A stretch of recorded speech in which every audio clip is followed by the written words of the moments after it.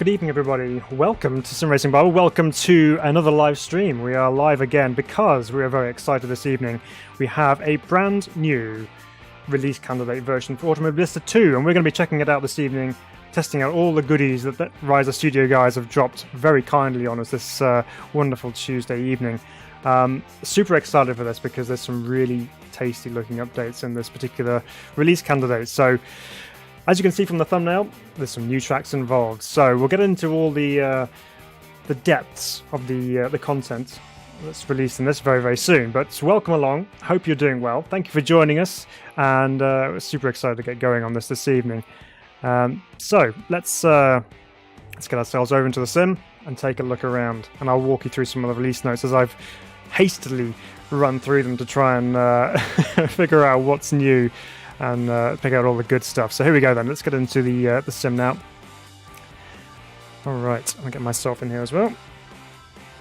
Okay, well, first of all then, I guess the main thing that we need to be aware of is we've got some brand new tracks. So they've dropped what's called the Argentina pack, which is really, really cool. So we've got some new tracks to play with. The Argentinian track pack. Now, this introduces some of the ones that we were familiar with from the original Automobilista and GameStop Extreme as well as some which I don't think we had in the original one, and it may be a little bit new. It's something certainly new to me. So let's take a look at the tracks. So first of all, we have Buenos Aires, and this is actually one of my favorite tracks from the original Automobilista, and I was looking forward to this one joining the sim. And we've got lots of different layouts. So we've got number 6, which has like a tight twisty section, and then we have like an outside section for number 7, all very originally named, these particular track layouts, by the way. Number 8, which has a combination of some of the infield and then some of the outside loop. We also have number 9, which has the alternate combination of the outside loop and the inner sections. And then we move on to the bigger ones. We have Circuito number 12, which is a complete outside loop, which goes all the way down and loops back around and back down towards the main complex of circuit. And then again, we have combinations of the two of them. So we have the full loop plus one of the infield sections, number 15, which is one that I actually raced on back in the day on Race Department when we were doing the Super V8 Championship on there. This was a really good circuit.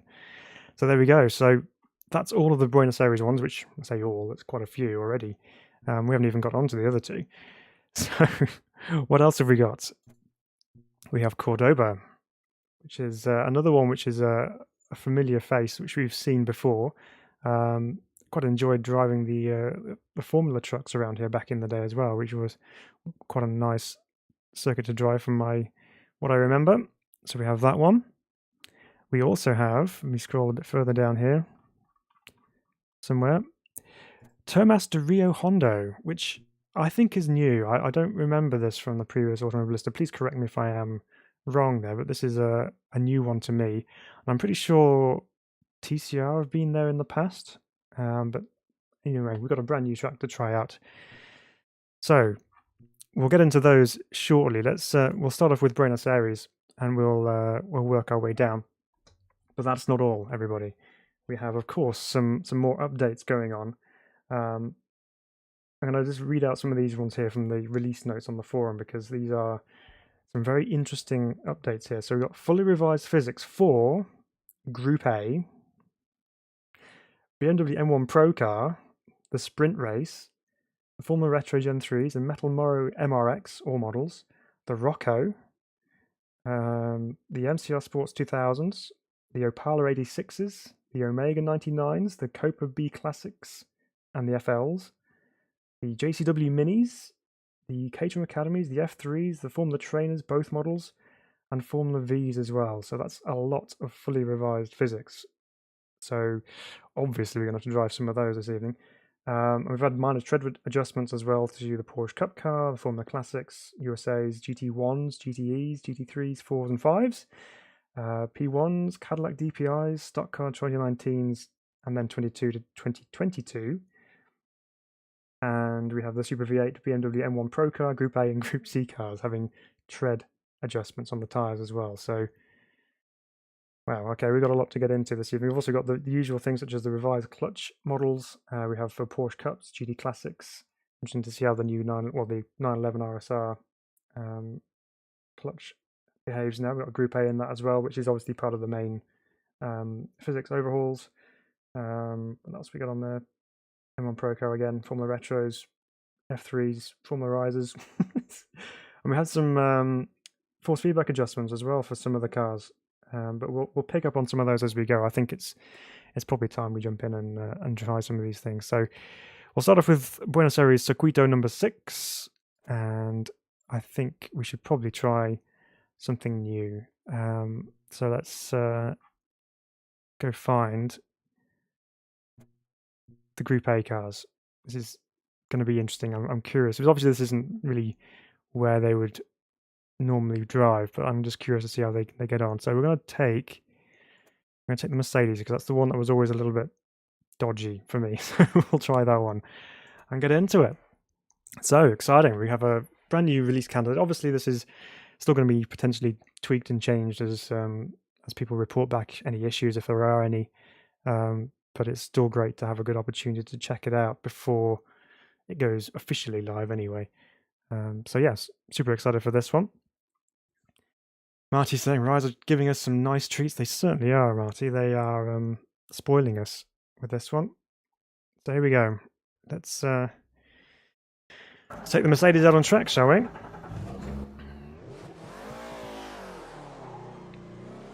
Okay.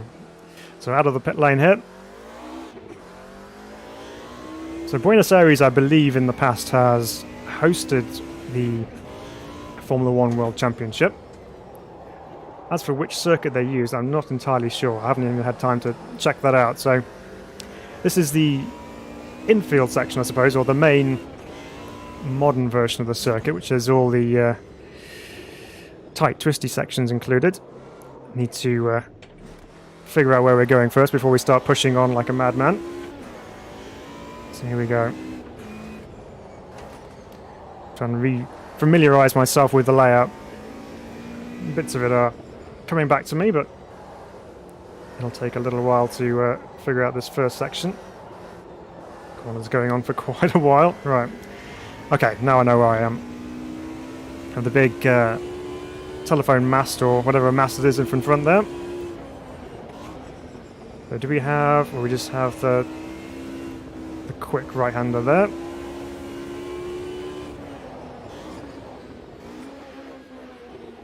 And then into the next tight section. Tish is here. Welcome, Tish. Reset to default setup for new changes to work. I don't know if I've made any changes, but I will go back to the pits after we've done our outlap just to make sure. Twisty little circuit, this one. Lots of corners on it. And plenty to get our teeth into as we learn this particular layout. Down towards a very quick downhill. Oop, no, it's not even that one. It's a tighter version of it. There's two chicanes. Right, okay, well, let's take that opportunity while we're picking daisies to go back and reset our setup. So, reset to defaults, yep. I figure that should have done the trick. Right, let's go again. This time we actually have a chance to see if it's made any difference. Marty says, cheers everyone. Paolo Fraser, welcome.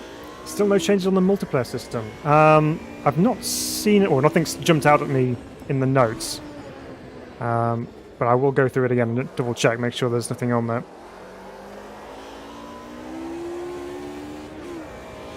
Okay.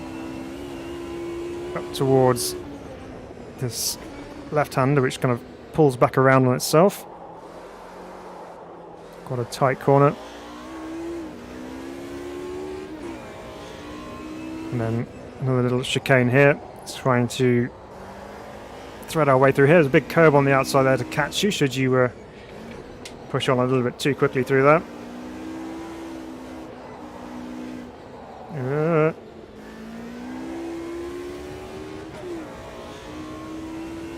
There we go. down towards the mast, and a fast sweeper through here. Be careful not to run too wide out of there.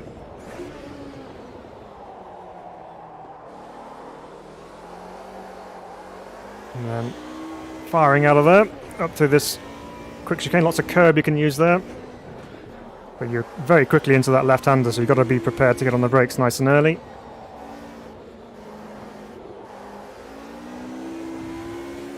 Okay, now this time you must remember this isn't quite as fast as I was expecting it to be, so I have to slow right down. Where are we here?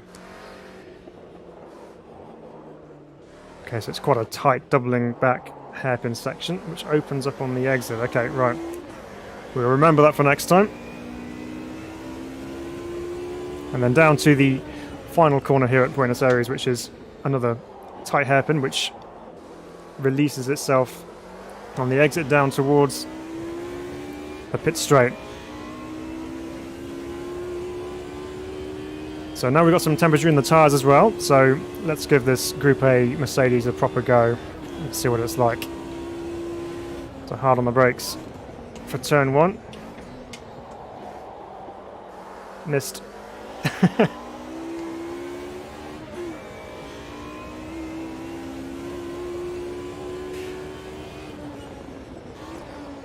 Again, slam the anchors on as we get into the left-hander here.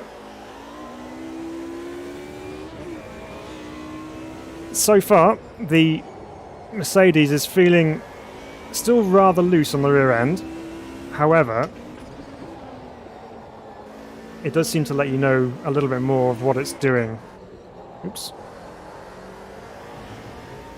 A bit too abrupt on getting on the power there, but yeah, it's feeling a little bit better in terms of its drivability, so it's not quite so skatey.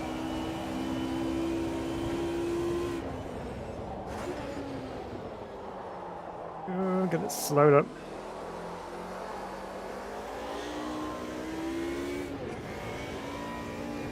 There are the curbs and then straight back on the brakes. Oop. Not fully utilising the track limits in some places yet. We'll get there.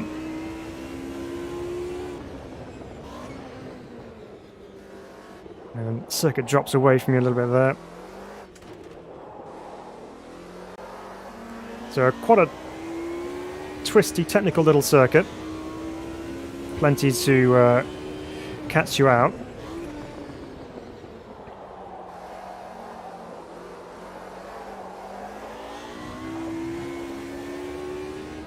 Huge braking markers, says Marty. Yeah, they are quite big, aren't they, actually?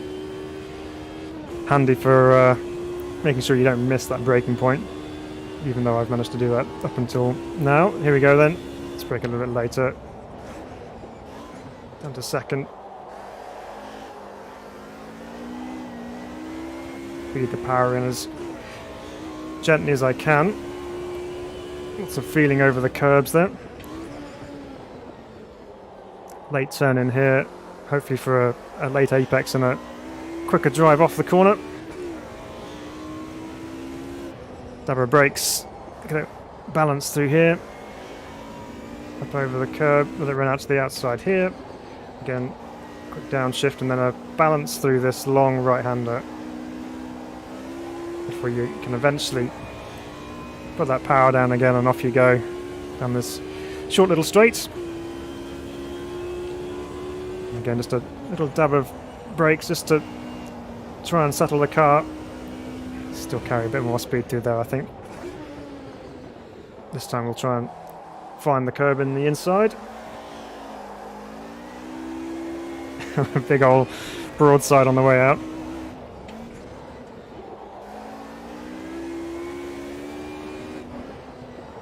Can carry quite a bit of speed through there. It's deceptive. You think it's a lot tighter than it actually is. There's a bit more room on the outside that you can actually use.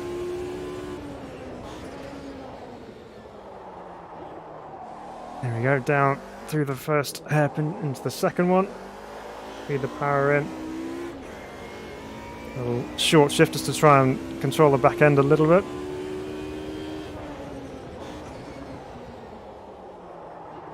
get too deep into the hairpin.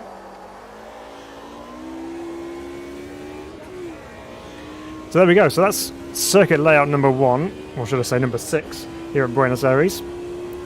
So probably better suited to some lower powered cars which have,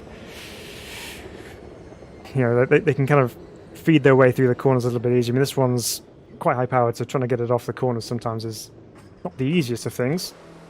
But you can easily drive it around here. It is one of those cars that you can just have fun driving everywhere. And it does feel a bit better than it was. I think prior to the update, the Mercedes was really loose. It was all over the place, but that does seem a little bit more controllable. It's still got an element of oversteer going on, but it does feel better. Right, let's move on. Let's go to the next circuit on the list, which I think is layout number 7 from memory. Let's go have a look. We try on this one. We've got so many new cars with new physics to give a go. So, oh yeah, Tish, the M1 Pro car has got some big changes. Yes, we shall definitely be trying that. I think what we're going to do, we're going to save the M1 Pro car for one of the larger variants, I reckon, of Buenos Aires. So we're going to number 7, which is the outer loop. So I reckon we take the sprint race car, which will be one of the other ones which has had its updates done. So where are we? Down here for that one. Go check it out. See what it's like. This one's going to be a much quicker layout, obviously, because you haven't got all the tight, twisty sections on the inside. So good for some slipstream battles, and I think majority of the overtaking is also going to be done at that final chicane, or final hairpin, if you can actually get it stopped. So see how this goes. But yeah, as I said, super excited for this because this particular type of circuit, the Buenos Aires circuit, is one that I loved from the original AMS1. So it's good to have an AMS2 along with some other goodies as well. So, right, oops, no, don't need a third gear, just first will do. Now, last time we drove the sprint race car, it's, from memory, I think it was heating its tyres up quite quickly, which meant it got very slippery. So, let's see what happens. I know a lot of people have been waiting for an update for this particular car. So, first corner is this big, long, sweeping right-hander, which comes out there. Okay. Got to remember we're sat in the middle of the car, so we have car to the left of us, so we have to keep off the grass. So then we have this fast right-hander, and then we skip all this section and head straight down to the final hairpin. There we go. On the brakes just before the 100 board. Nope, needs to be before that. What did I say? If you can make the hairpin? Maybe if we had some warm tyres that might have helped the situation, but on the first lap, note to self, brake a little bit earlier. Right, let's try again. Let's get some temperature in these tyres, shall we? Just a little bit of a weave around here. You can feel the steering wheel just kind of skipping as you go across the surface.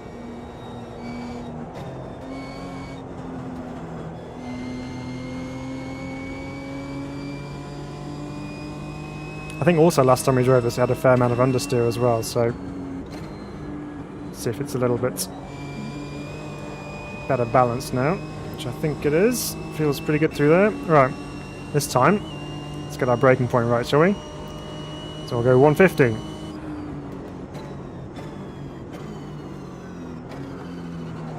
It's a bit more like it.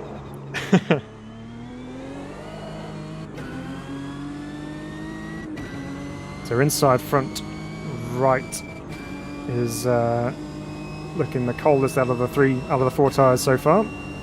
3 of them are good. But then we are leaning on the left hand side an awful lot because it's all right hand corners. Ooh.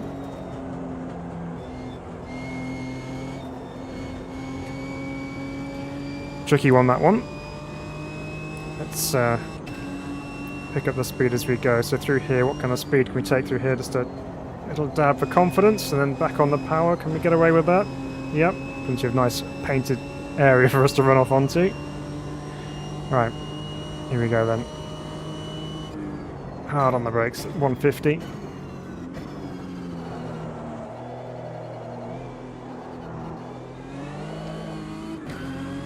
You gotta be more gentle with the throttle trying to feed it in.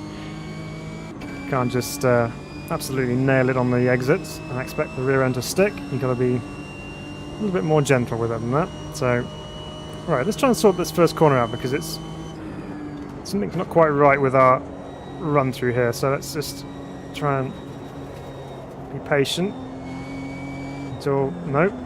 You see the curb and you think that's it. I can go now, but you actually have to wait a little bit longer than that. So I had to come back off the throttle again, so still learning that one.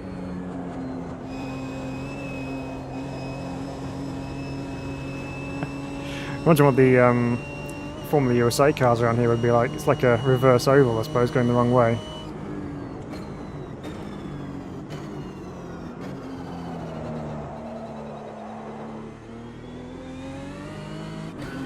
That's it. Got the power down a little bit smoother that time.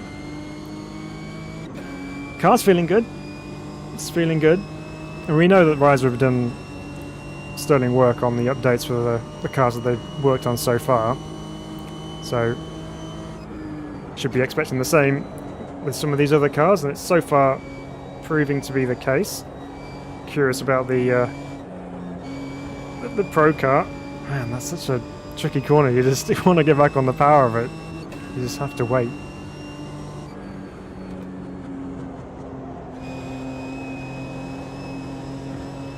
That one's fun though. We are gaining lap time though, so we're nearly 4/10 up on this particular round of the circuit.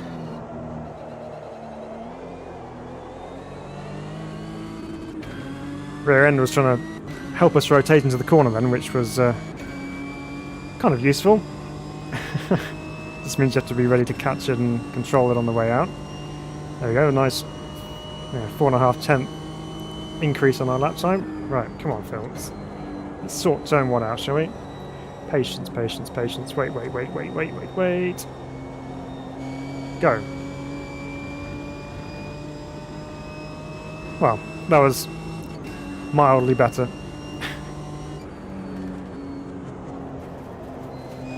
And turn in too early for turn 2. Well, we're still showing up on the Delta, so that's good.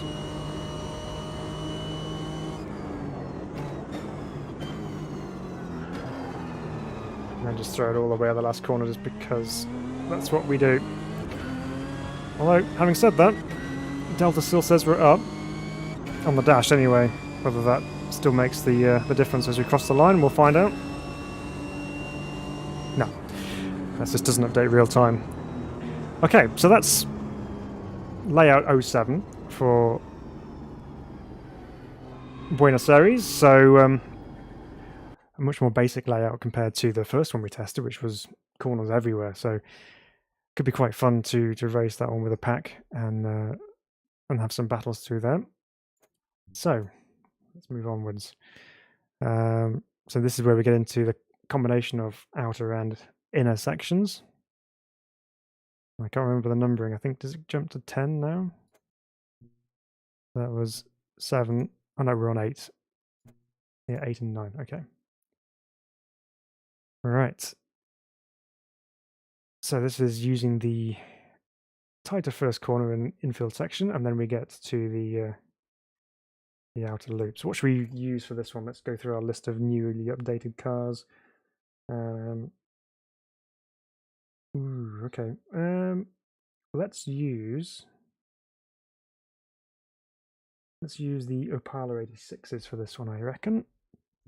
So we'll go here, jump in this one, give it a go. So Tish says, so excited for the historic Nordschleife. Do you think we will get the Südschleife too? Yeah, I don't know. That'd be nice, wouldn't it? I mean, the historic Nordschleife would be pretty cool by itself anyway, let alone the Südschleife. Yeah, that'd be amazing. Any new tracks is always fun, and it's nice to have historic ones. We know that the guys at Riser do really good jobs of the historic content anyway, so whatever they included is going to be awesome. Jossie, welcome along. Good to have you with us. You say, do you think they will add an actual oval in game? Yes. Yes, they will. I believe it's part of the Racing USA Pack 3, which we haven't yet had. So I believe oval racing was due to come in that particular pack. Whether they include some stock cars as well, I don't know, but we'll definitely have an oval version of the Formula USA to race around oval. So potentially it could just be the Daytona oval rather than just a road course, but hey, oval's oval, and it gives another string to the bow of AMS2. So we'll see how that goes. And I think that's obviously they originally scheduled that for the end of last year, but things changed and plans changed and so on. So at some point we'll receive that. So something else to look forward to in the future. Marty says Historic Nords is going to be awesome. Yep, probably will. Right. Some slightly more old school Brazilian machinery now. The 86 Opala. Trying to remember which one we have. So we're on the tighter first part of the lap. I drove this just recently, actually, not on stream, just on my own, and reminded myself just how fun these old Opalas are to drive. Let's see what they're like now with the updated physics.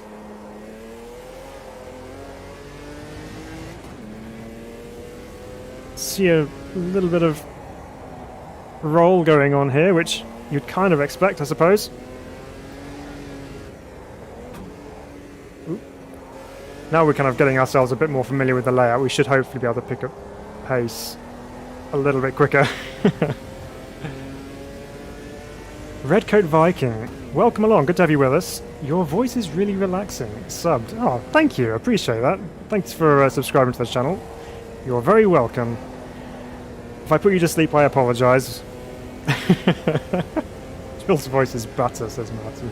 Oh, stop it. Stop it, guys. Well, welcome to it. You're very welcome to join us, Redcoat Viking. Thanks for being here. Thanks for watching along. Here we go then. So, just like that, we've got through lap 1, and I wasn't even concentrating. So let's take a proper look at this now as we go over the line for the first time. So down to turn 1 then. This is the tight one, so we're going to brake probably about 125. Whoa, up the straight 6 goodness. Feed the power on as evenly as we can. Just feel the weight of the car moving around over the bumps with that right-hander, then it's kind of giving you a little bit of a tail waggle just to let you know that you are still going in the right direction, but there is some slippage happening. Oh, that's nice through there. Use that curb on the left as a bit of a berm to keep us on track.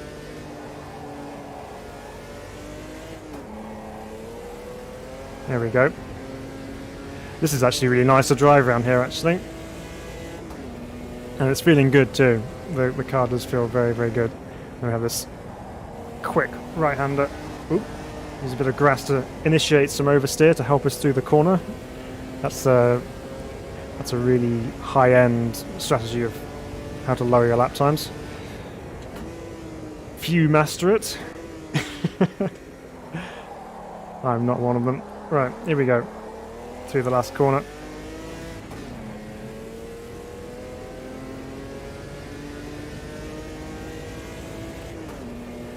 Down towards the line. So there we go. That's version of layout 08, I believe.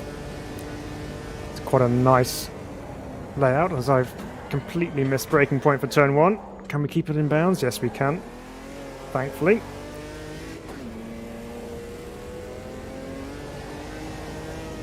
Yeah, there's just a couple of little bumps through there, just kind of unsettle the car ever so slightly.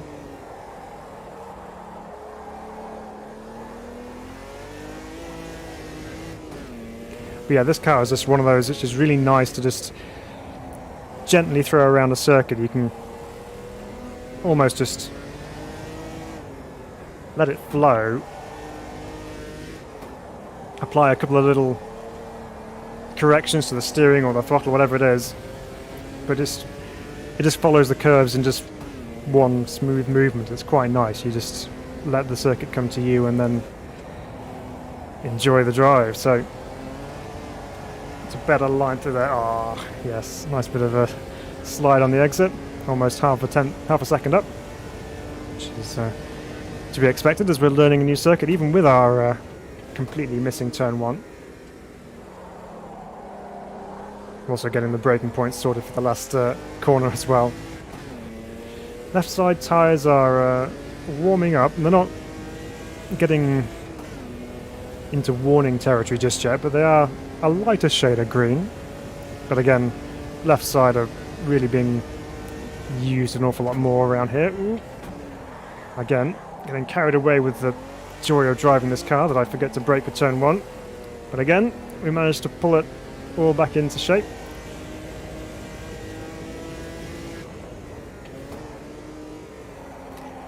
This car is actually really, really fun.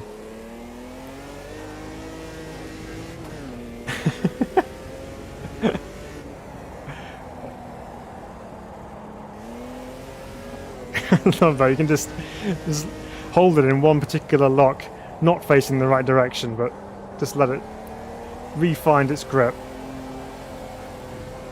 And then just power on. This is so good. So Rico Viking says, you can almost just let it flow, in quotes, quoting me, almost lose its control. Never! I was in complete control the whole time. See? I can do it one-handed. Yeah, you'll come to know, Redco Viking, that sometimes things don't quite go to plan, but we have fun doing it anyway.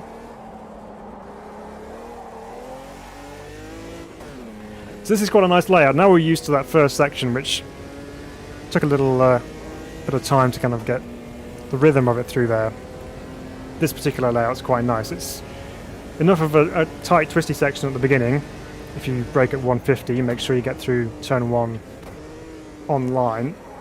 But once you're through there, everything else is very nice. Oops. Aha. We've discovered our first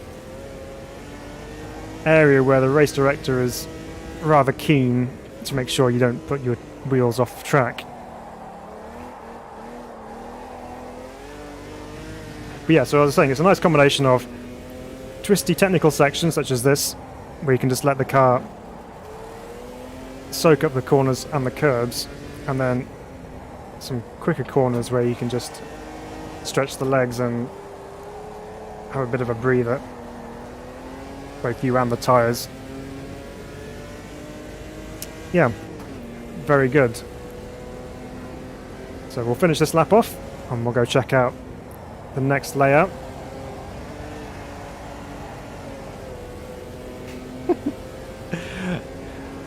Just trying to make sure we heat those left side tyres up even more so.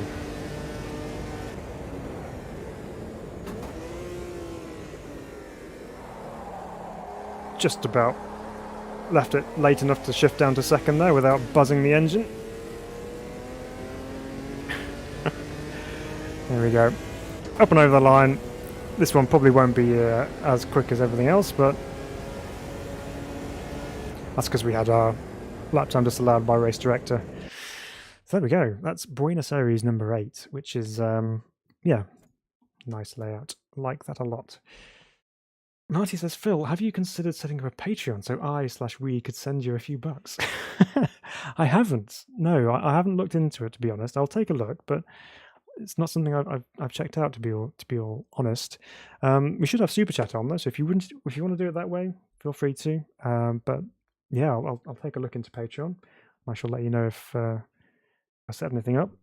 But no, I appreciate that. You don't have to send me a few bucks, but if you would like to, please feel free. But yeah, I really appreciate that you want to do that. That's amazing. Thank you so much. I appreciate it. Right, so number 8 is in the bag.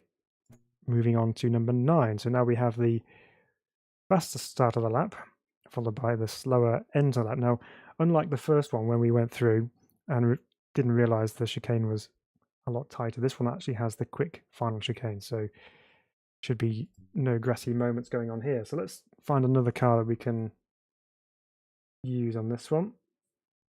And I reckon... Okay, let's use the JCW Mini. I'm curious how this one's going to go, because obviously this is a front-wheel drive car. Plenty of power, 278 brake horsepower. It has got slicks, so it has got a lot of grip on the front. But for me, it never really felt like if you just mash the throttle going out of a corner, that the front tyres would just say, hey, whoa, you can't do that, and then just end up pushing on with a huge power understeer.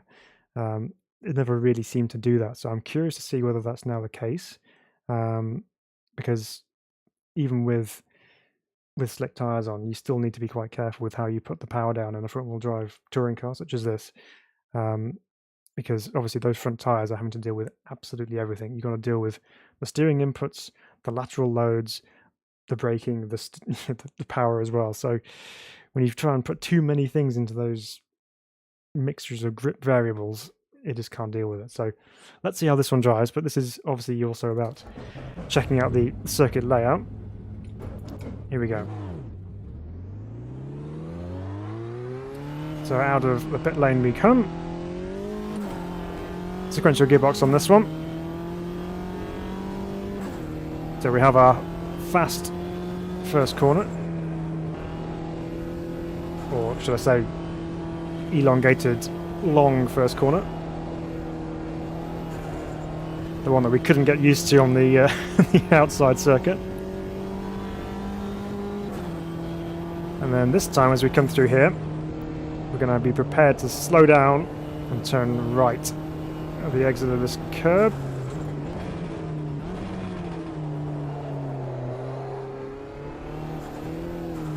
Ooh. Okay.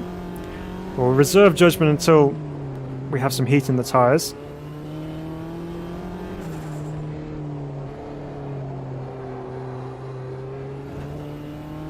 Okay. So this is now coming up to the faster final chicane. So this is really fun, this particular one. So a quick dab of brakes, downhill, fast through there, clip the curb on the inside, let it run over the exit curb, and then, just like Adelaide's last corner, quickly remember you have to get the brakes on before you find the gravel. So what happens when you get carried away with a corner you really enjoy. Right, let's try again. So as you can see, the front tyres are heating up quicker than the rear tyres, which is what you would expect with a front-wheel drive car, having the rear tyres essentially just being dragged around. Okay, constant speed, just get it through there before you can actually really apply the power on again.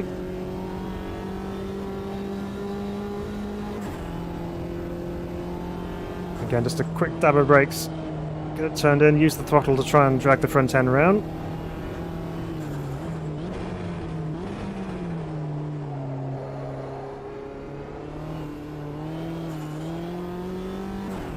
Right, so it is trying to understeer on heavy acceleration. Let's get it turned in here and just mash it. Yeah, okay. It's kind of doing what I was expecting it to do. Right, through our favourite chicane. This time let's try and get it stopped earlier.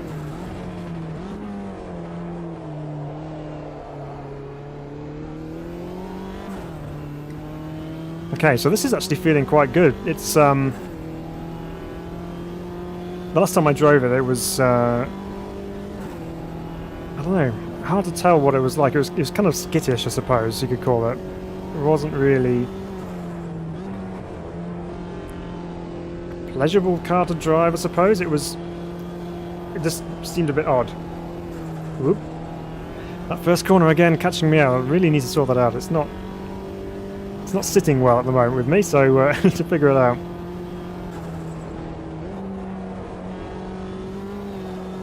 It's probably not a downshift through there, but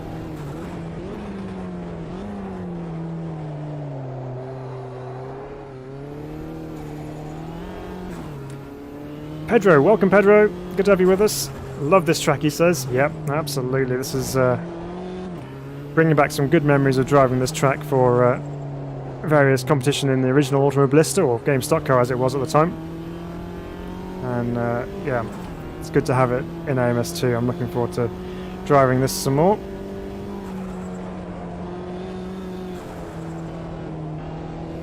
That's fun through there, it really is. Drag the brake into there, or trail the brake into the final hairpin just to try and at least get the car to the apex. So Tish says, interesting to see how the Formula 3 feels too. I love the low power aero cars. Wish for a Formula 4 as well. Yeah, so the Formula 3's had some updates, so we'll give that a rip as well. Right, let's try and find a later apex through here and just open that exit up a bit more. That's a bit better. You can tell by the time we're 3.5 tenths up as well, so maybe that's the line through there that we need to be looking for. That, however, is not.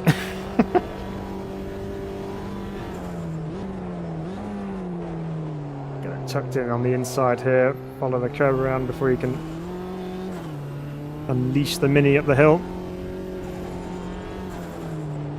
And again, that corner's quicker than you think it is.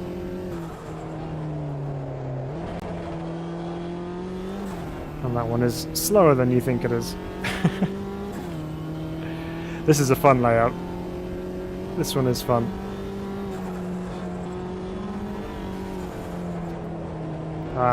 Too greedy with the curves on the inside there. Endured the wrath of Mr. Race Director. Never mind. Okay, so mini-wise, car's driving nicely. There's a good weight through the steering wheel. Let's just try and get it sideways and see what happens to try and bring it out of the grip levels, and just see what happens if you try and recover it going sideways. You should naturally just floor the throttle and bring it back in line, which is exactly what happened there. Let's try it again through here.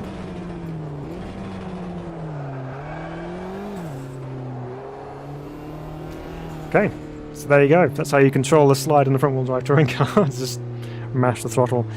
Yeah, very good. Very, very good. Okay, let's carry on with our exploration of Buenos Aires.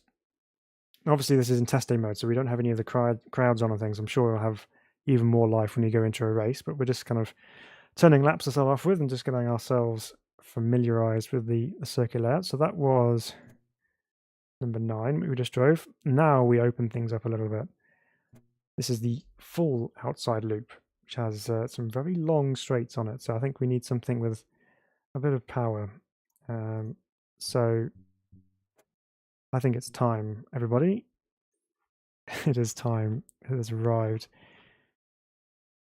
Let me go and find a car, which is escaping me. There it is. That's the one. The BMW M1 Pro car. Now, this beforehand was still a very nice car and a very popular car to drive. Have they made it even better? That's the question. So we'll find that out. See what it's like. Marty says, weather looks like just out my window. Oh, nice. Bit of blue sky for you, Marty. Excellent stuff. We've had a reasonable week here in the UK last week, and then this week it's gone windy and wet again in Wales, so back to normal service, I believe. We've had our summer with our week. That was it. Hopefully be better next time. Right. Okay then. So full outside loop here at Buenos Aires, the circuito number 12. Okay. Hype. Tish is hyped for this. I think most of us are. If we're all watching this now and you're thinking, oh, how good is the M1 Pro car? We are about to find out, everybody. Obviously, this is the 50th year of BMW M cars. We had Goodwood Festival of Speed this weekend here in the UK, which did a bit of celebration around BMW M cars. And one of these was featured on the main kind of central sculpture display. Upside down, albeit, but here we go. Let's unleash the beauty of the six-cylinder. So good. Okay, cold tyres, Phil. Cold tyres. So now we go left here. Do these lovely sweeping corners.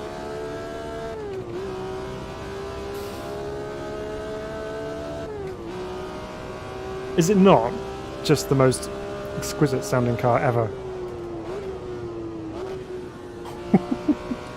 I don't know if they've changed anything with the sounds, but it sounds even better than it has.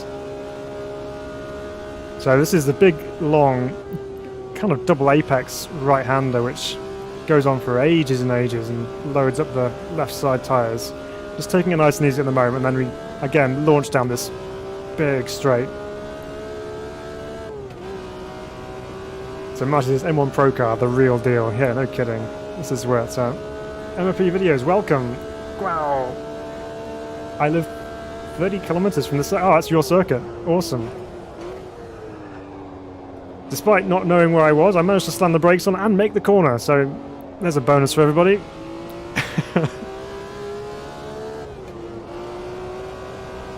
Oh. Okay, we have tyre temperatures now.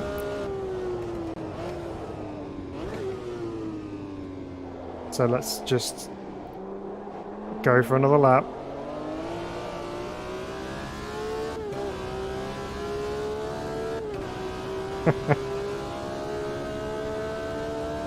I don't think I could ever get bored of listening to this thing accelerating through the gears. It's just magical. And downshifting, just as good.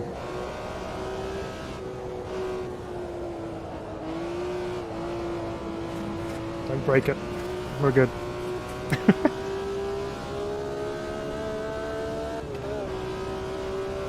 Okay. We'll give it a few more corners and then we'll dive into how it feels.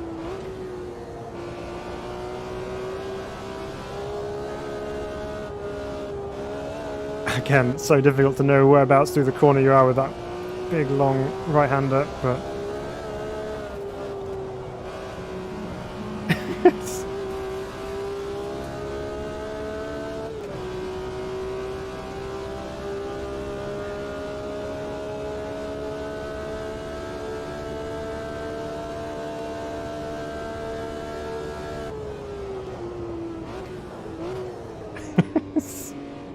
I'm just being a little quiet at the moment. I'm just enjoying this, so apologies if it does go a little bit of radio silence for a moment, because I'm just taking this all in.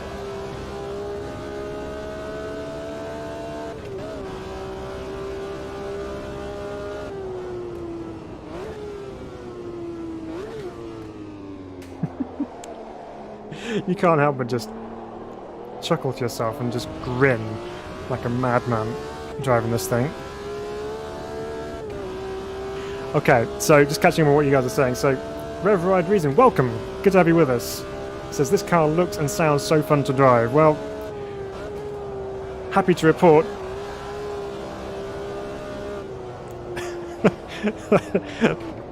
that it certainly is all of those things. It looks and it sounds and it's fun to drive. So MFV Video says seat in tribunes, not real colour. Okay. And curves, so they're not quite the same colours as they are in real life then.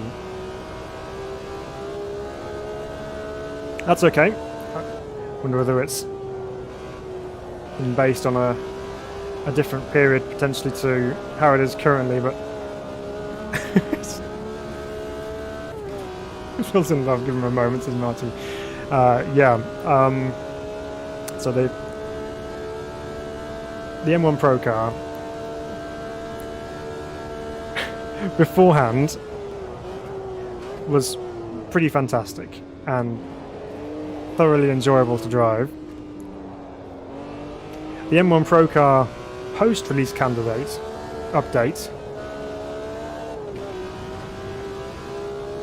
it's next level. I know we haven't got many corners to worry about here. However,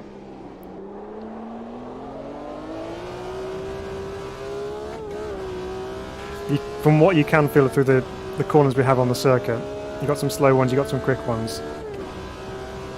It's beautifully balanced. It really is. I mean, you saw the massive moment I had into this corner last time round. But the steering is quick and responsive.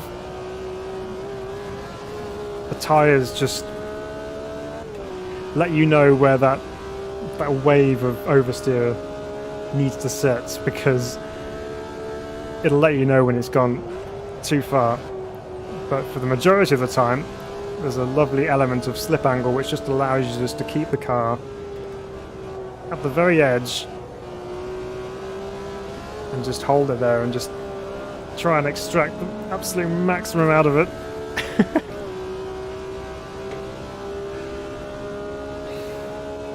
Yeah. Just yes. If you haven't driven it, or you were put off by it in its previous state for whatever reason, go revisit it. And I'm sure you'll be happy.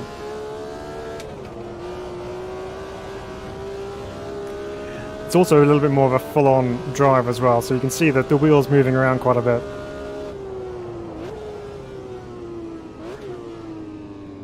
Which makes it quite entertaining to drive as well. So it's not just a case of you've got loads of grip and then just use the accelerator to just drive through the corners. You do still need to hustle it a little bit. But when you do hustle it, the chassis just works and it just allows you to just drive it and just focus on pushing to the absolute limit. So obviously there's an element of downforce involved with this car. Not huge, but enough. Okay. As much as I'd love to just keep pounding laps around here, we have more stuff to check out, but my word, that is... it's just awesome. It's just awesome. Fantastic. Okay. Wow. My ears are happy right now. Okay. Let's carry on. Oh, wow.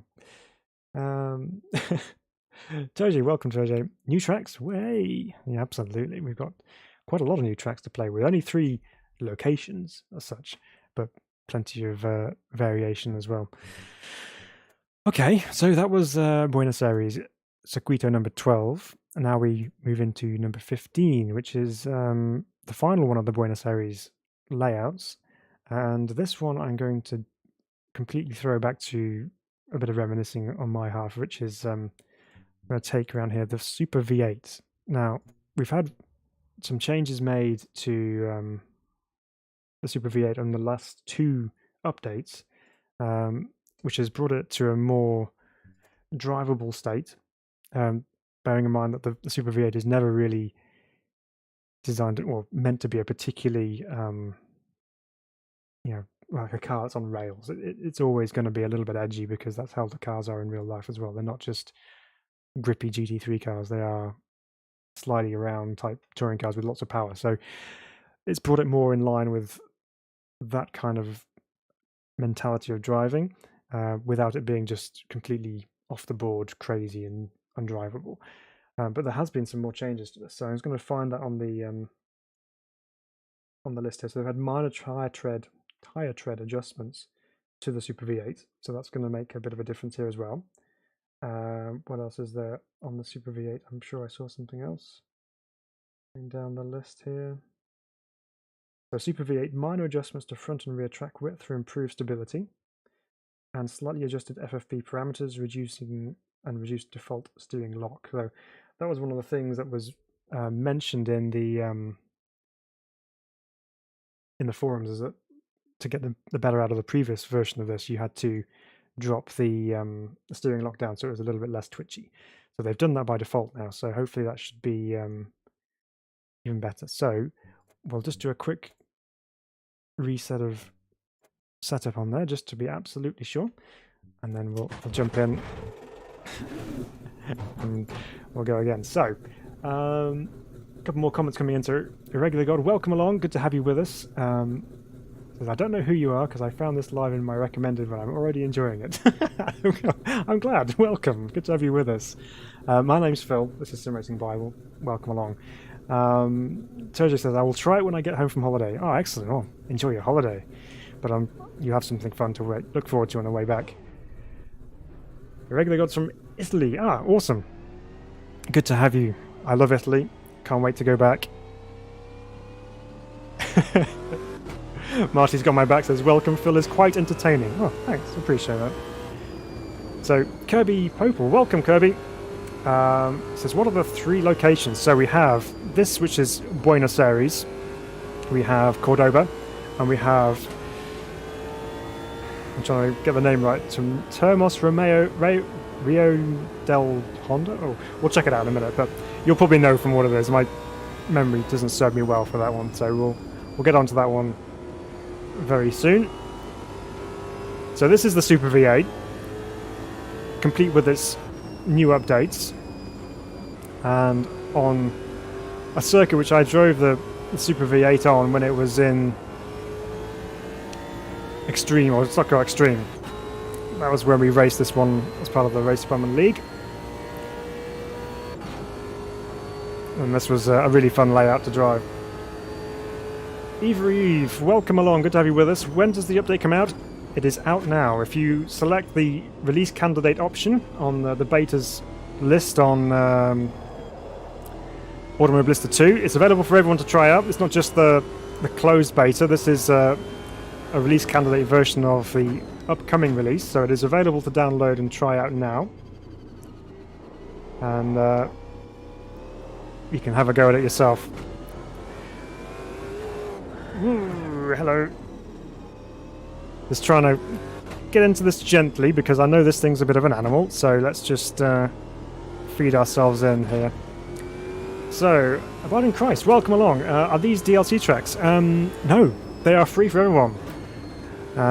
They were a part of the original AMS package, not as a DLC, so they simply just brought them back into AMS 2, just like they have with some of the other circuits as well. So they are free for everybody, which is brilliant, which means everyone can experience the joy that is the Buenos Aires circuit layouts, and they are really good. One that you should definitely try. Okay, so even though that was the outlap, Super V8 is feeling improved. There's a nice weight on the steering wheel. There's an element of twitchiness, but nowhere near as much as it was. But you can feel the road quite nicely through the steering. Keep it over to the left here. Probably not a downshift there, but we'll build our speed as we go. But it is feeling quite balanced as well, so let's try and take the Super V8 through the tight corners and see how we get on with that. Evening Doloro, good to have you with us.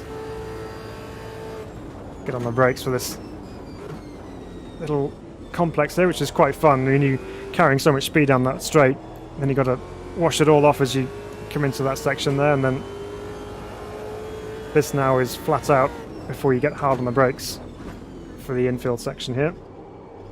This is really a good combination of both the full long circuit version and the short twisty infields with our favourite final chicane as well. So it really is a great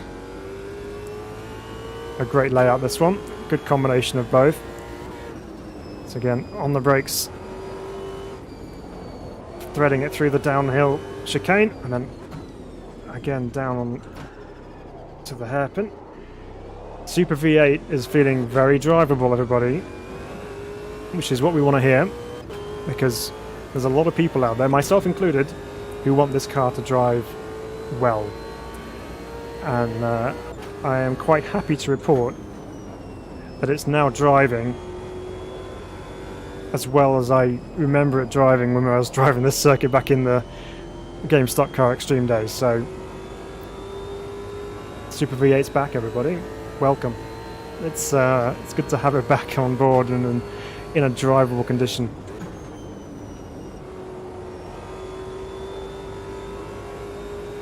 Here we go. Through this really quick section on the back end of the circuit. Again, a late apex so you can get on the power nice and hard. There you go. Running out to the edge of the curbing there. Riser doesn't like money. They are very kind to us. They're very kind to us. They look after us, some races. Down into the chicane once again. A little bit of oversteer to correct, but nothing too scary. The Phil H, welcome. Thank you so much for subscribing. Welcome to Sim Racing Bible. Glad you're enjoying what you're seeing. Woo! Okay, so I said it was drivable. It still bites.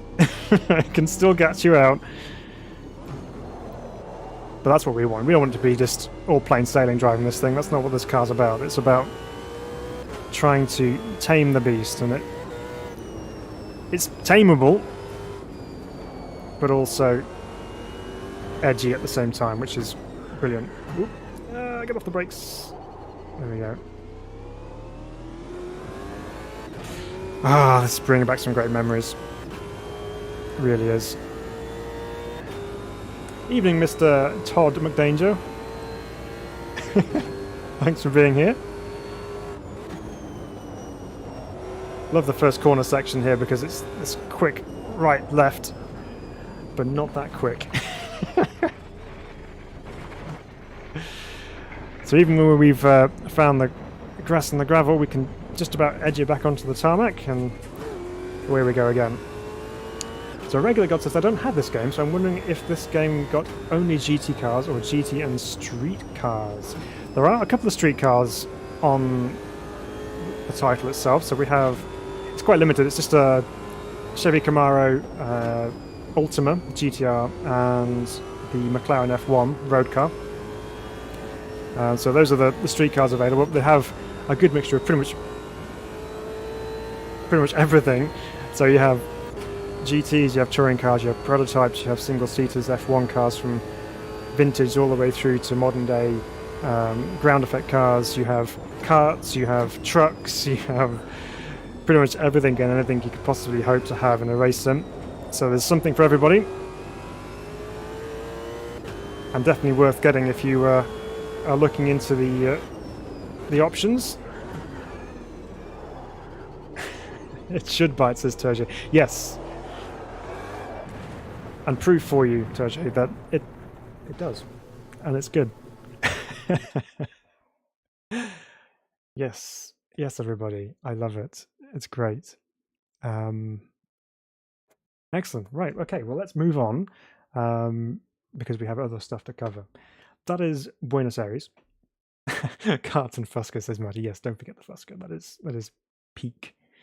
So yeah, so that's Buenos Aires circuit with all its different layouts. Some good combinations in there, some fun things, and there's some good good mixes for all sorts of different cars on there as well. So Buenos Aires, fabulous. So glad to have it in the sim. Right, let's carry on. Next new circuit is Cordoba. Now, this particular circuit, let's take something slightly different around here. Now, I don't think there's been any changes to it. I don't think I recall reading anything about it. No. So I would run the Copa trucks around here, but I don't think they've been changed. So we'll run something else instead. So let's jump in the F3 cars because that was one that we wanted to check out, which has had the new physics overhauls. I'm quite a fan of the F309 shape, so we'll run that one, and we'll check out Cordoba, which is another one of the Argentinian tracks. So if you're just joining us, welcome along. Good to have you with us. Thank you for joining us this evening. We're just taking a look at the latest release candidate for Automobilista 2, which includes the Argentinian track pack. So we've looked at Buenos Aires, we're now on Cordoba, and we have one other one as well, which I shall double check the name of before I say it, just so I don't mess it up again. So here we go. Right. Formula 3s then. Again, we're just going to be easing ourselves into the lap just to remind ourselves. This one, once again, was a circuit which was included in the old Game Stock Car and Automobilista days and Formula Truck. So, should have a vague recollection of where this goes.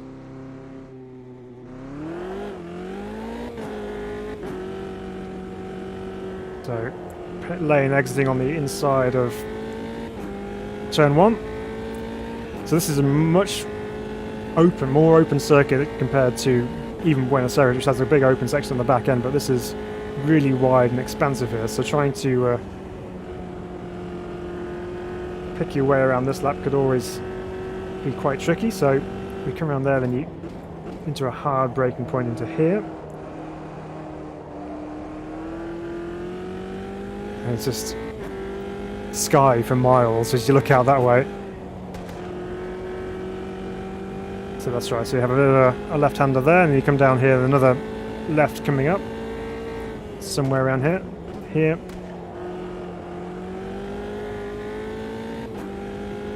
And then coming down towards the final corner sections down here, which is... Okay, so you got a tight right and then the big bank corner. I remember the bank corner being the final one. And then driving up the hill. So it's quite a basic circuit layout, but it's got some character to it. So turn 1 is quite quick from memory, especially in a F3 car like this. Lots of runoff on the outside, which is very welcome. And then you just flat out down this next bit. Here we go. This first section is going to be pinned in the F3 car, and then we're going to have to get on the anchors pretty sharpish for the next right-hander.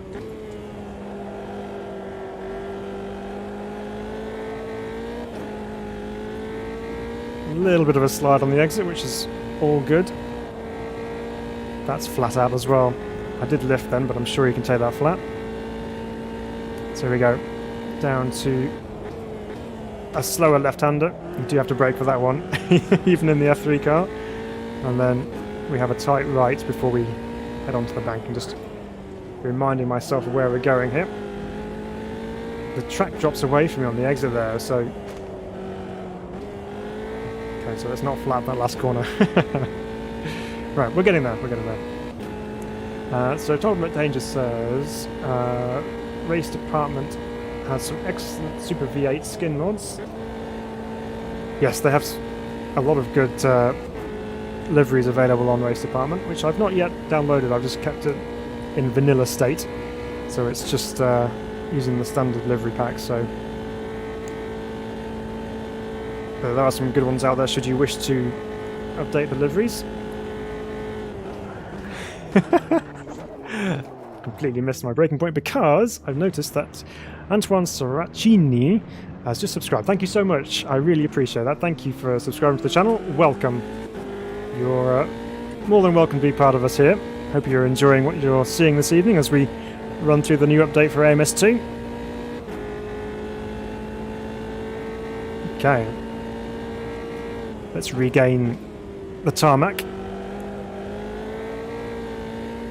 So this circuit was one of my favourites to run with the Formula trucks because of its flowing nature, and the trucks in the drivable form in Formula Truck or Automobilista were really fun, just kind of sliding through here around the various long corners and just trying to balance the rear end of the truck through the corners. So one of my favourites with that particular beast. However, it is still yet drivable with all sorts of other cars as well. So this Formula 3 car around here, although driving around on my own, potentially not the most exciting drive, I'm sure it's going to be quite fun if you have other cars involved. But as far as a driving experience, the F3 drives pretty well. You'd expect it to have quite a bit of grip, but still have that ability to oversteer on the exit because of the power. And it certainly does that. Martiniak too, welcome, thank you for subscribing. Getting lots of subscribers this evening. Thank you so much, everybody. I appreciate that. Glad to have you on board. Last corner there, well, second to last corner is actually really nice to just slide the car through. And just a little lift through there just to make sure you're catching the curve and not running on the outside too much. So first corner, again, little lift, make sure you grab the apex and use all the blue painted area on the outside. And apparently the race director likes that, so there you go. That's your quick line through turn 1, fully explained. Use all of the available hard stuff. Here we go. Once again, down to the hard braking point. The hardest braking point on the circuit.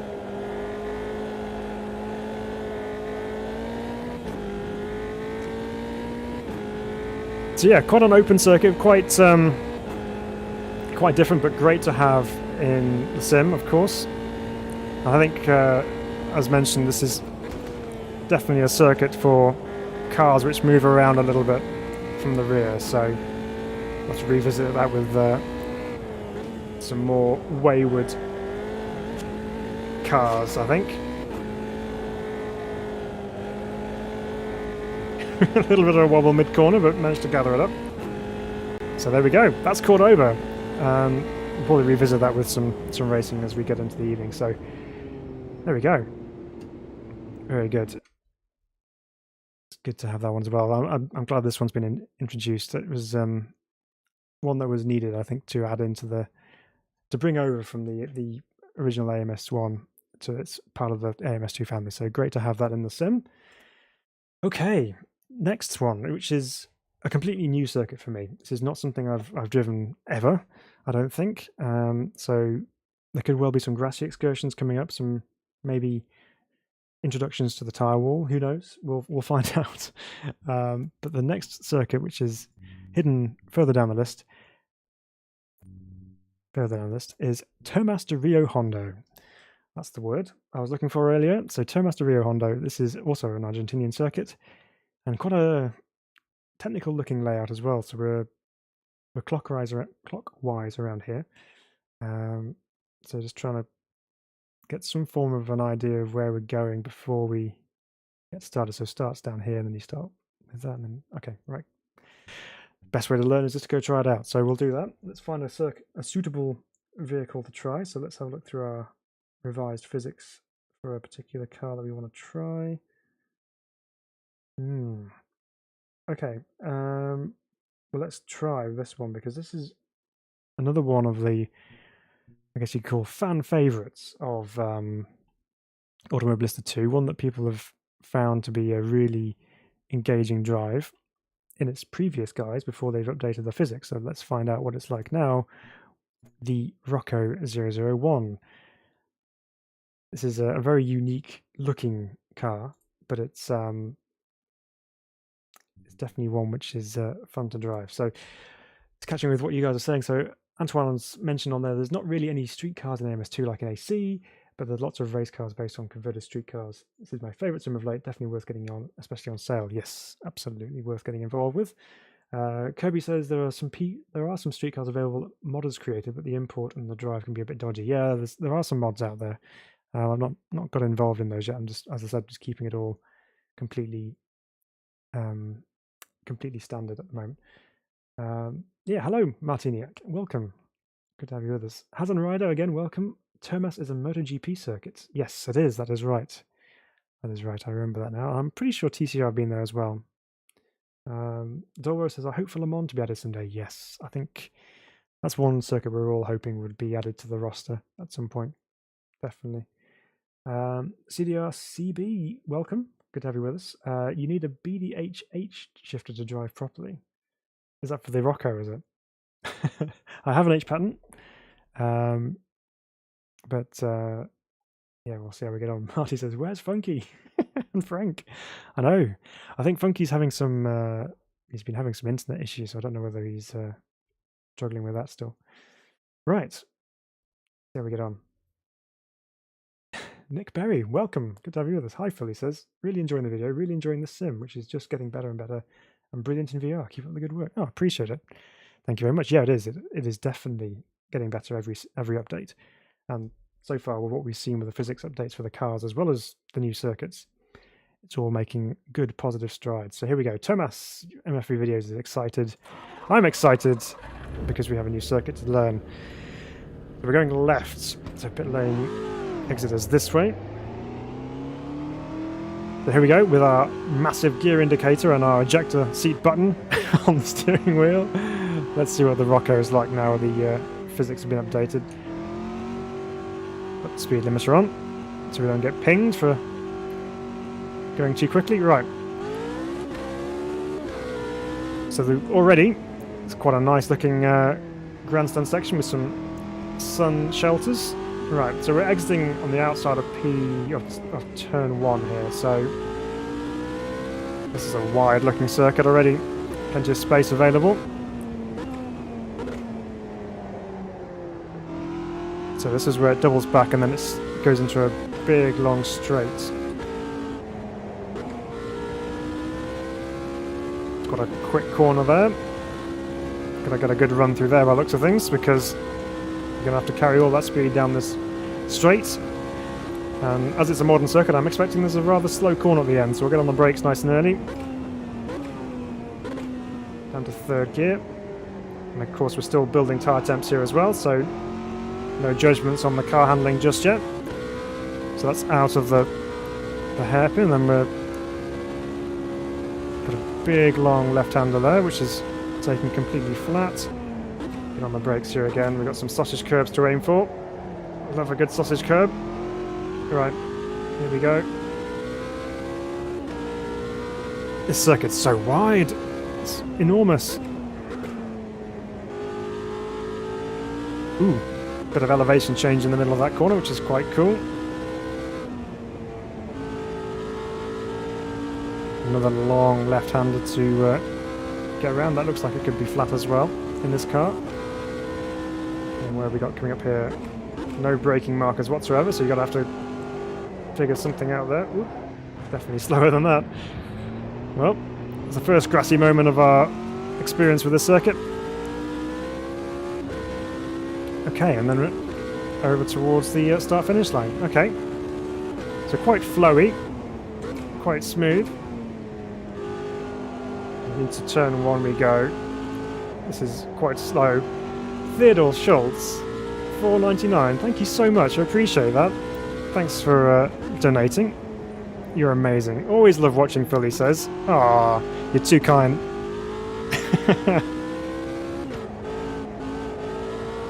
Oh, I appreciate that, Theodore. It's awesome. Oh, where did that happen from? Did I go too wide on the exit? Lap time invalidated. Okay, it's fine. Still learning the circuit. All good. Right, let's pick up the pace a little bit. We've still got cold tyres here. We need some heat. Driving too slowly.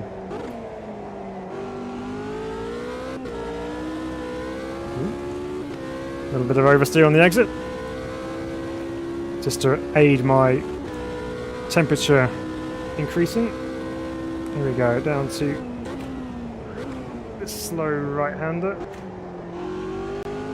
Kind of an opening corner as well, so it's slow to start with and then it opens up on the exit. This is where we get into here and then the track drops away on the exit. When I say get into here, I mean miss the apex, get into them. We will get better, promise. As I said, this is the first time I've ever driven this circuit, ever. So it's all learning. This time much slower through that. And then fire out to that last bit. I do like a last corner which does that actually, where you have a slow corner and then a really fast kink to release you onto the main straight, so that's quite fun. Down to turn 1 again then.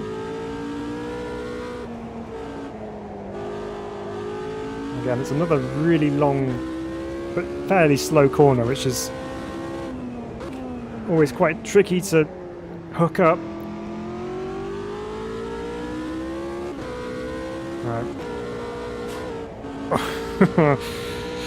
Oh, that really does entice you into there. You got a very fast right-hander, and then just plonk this whacking great sausage curve on there. So if you do cut it too much, you're launched into space. So we've got to look out for that. Stop.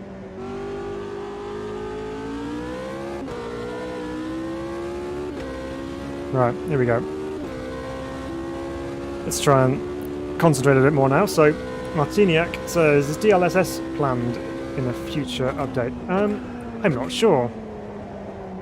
I'm not sure. I know it's being rolled out for some of the other titles at the moment, so I think so. Of course, the Competizioni's had that included, and I know the latest NVIDIA drivers for graphics cards have been released, which has F1 2022 specific settings on it for DLSS. So it's a potential, but it might be added later on. But honestly, I couldn't tell you whether it was going to be added or not.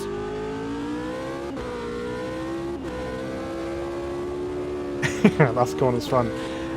Massive Bass, welcome Massive Bass. Just started watching. I like AMS, keeping firm with their Latin American identity. Yeah, absolutely. That's what we love about AMS2, is the fact that it brings such different circuits into the world of sim racing, which you don't experience everywhere else, and that's one of the main charms about this particular sim. And it's great because it means that we have the opportunity to drive some really fun circuits. That's good. I like that. Funky's here. Welcome, Funky. Jeez, come on, do the 911 RSR, Phil. It's coming. It's coming. Don't worry. I'll do it. They've made some changes, so we've got to check it out.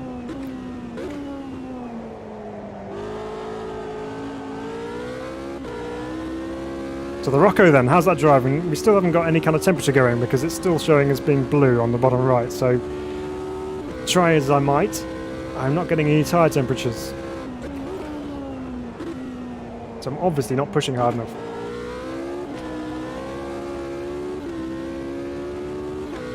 So let's try harder.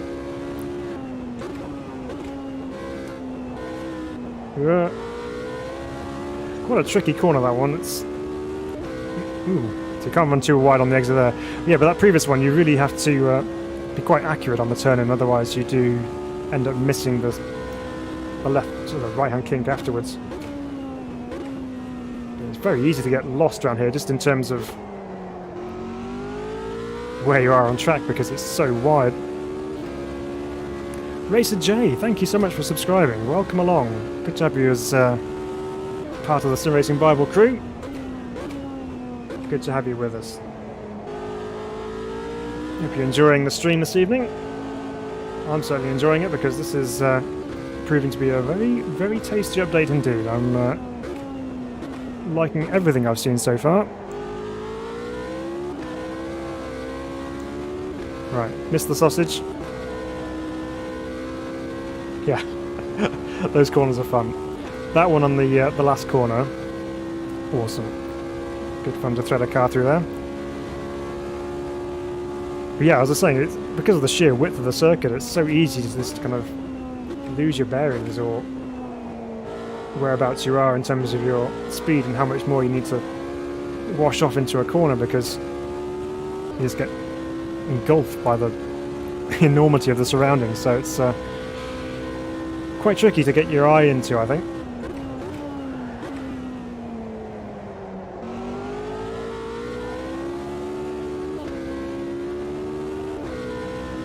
Right, let's try and thread the needle this time through here. Or just missed it again.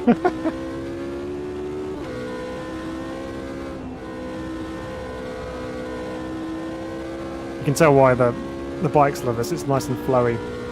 So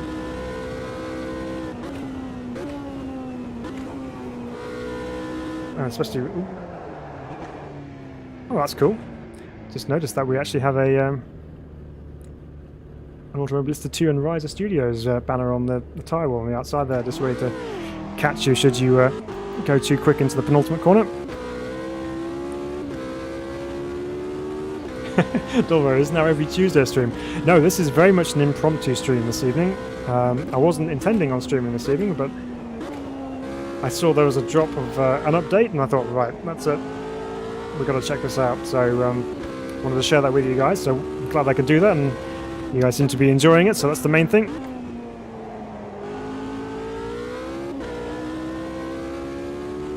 So although we haven't quite got the Rocco tyres up to temperature, they are getting there slowly. What's it like to drive? It's yeah, it's pretty fun. It's in that bracket of having enough grip to make it quick through the corners, but not quite enough grip to make it a handful to drive on the exit, which is always quite nice.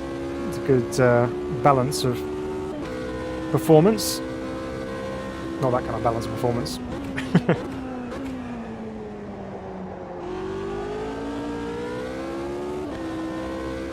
But you can definitely feel what it's doing underneath.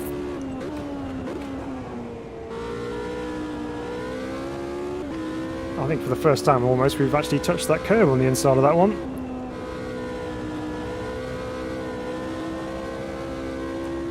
Still kind of in between as to whether that's flat or not through there. I don't think it is.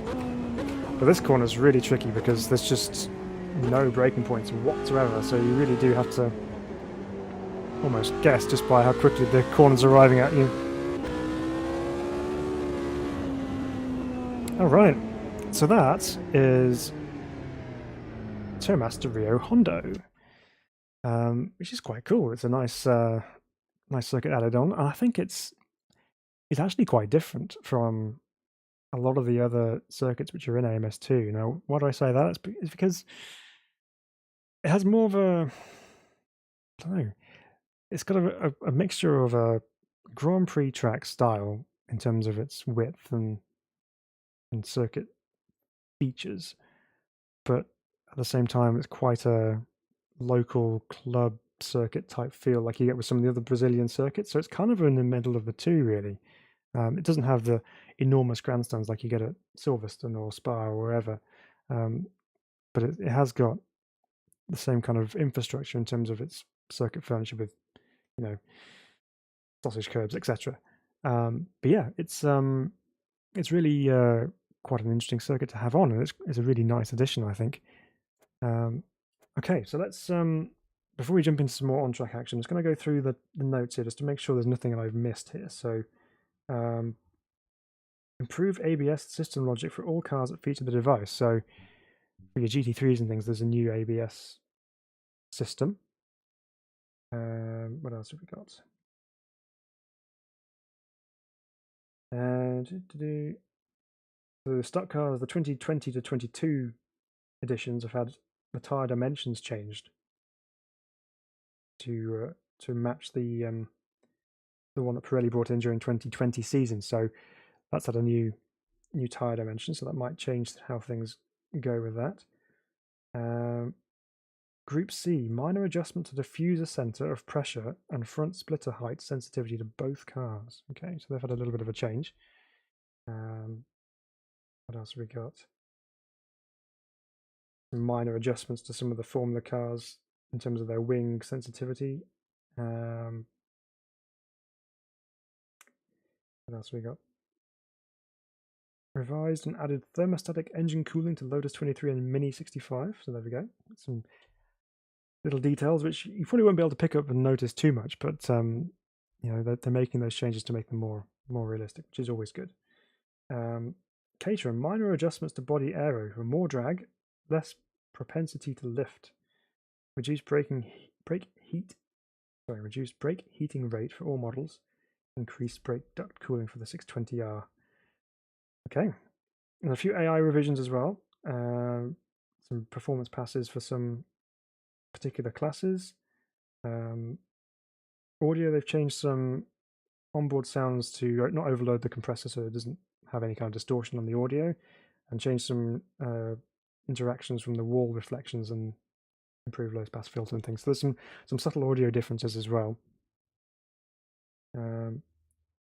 Be glad to know there's been some dangling parts added to the the E30 Group A and the Mercedes 190, and the McLaren F1 GTR as well. So yeah, some good updates all the way through. Just a few kind of tidying up kind of updates, but just some really good physics updates to some of the cars that we've tried already. I think what we need to do next is we've driven the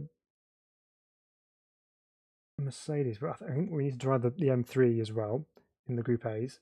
But I'm also going to try out the Formula Retro Gen 3s, which have had a physics overhaul. So let's have a look at that. So fans of single seaters, Formula Retro Gen 3. Ah, that's the later ones, the mad ones. Okay, cool. So Doloro, just coming back on your comments here. So Doloro says, somewhat weird that Ryza didn't announce that update anywhere. Just check the Steam and Instagram, no word. They usually seem to update it afterwards. Well, they put a little thing out saying, we've updated it. It's already live, but they're just letting you know afterwards. Toji says, yes, enjoying the stream. I'm silent watching / hearing, but enjoying. Okay, good. So Frankie says 911 RSR versus Group A. Okay, it's on. Marty's confirming what I said about they publicise after the full version rather than just the release candidates.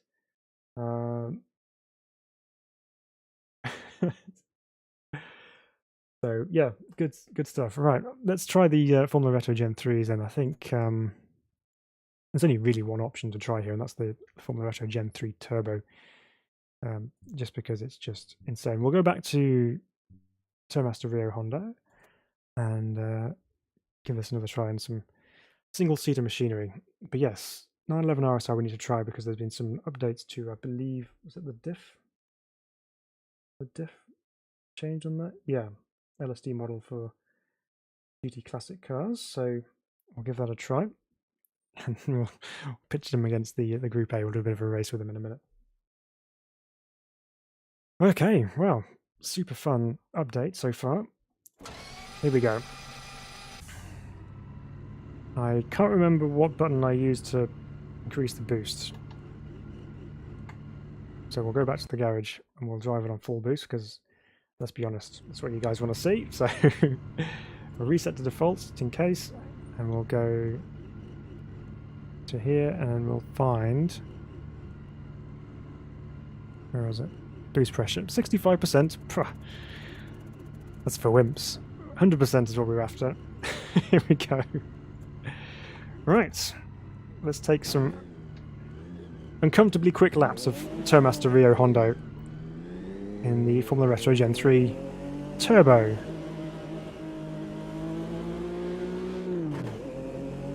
Hopefully we can get some tyre temps as well. So, let's release the limiter. And hold on to your hats, everybody, because this is going to get Larry, I suspect.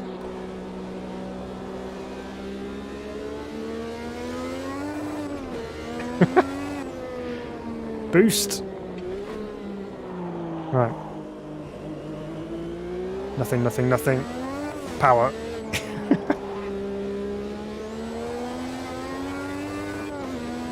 And this one has a extra bit of boost as well, I believe, but that's when you're running it in low boost format. So if you're running in 65, you could then push the button and it takes it up to full 100% boost.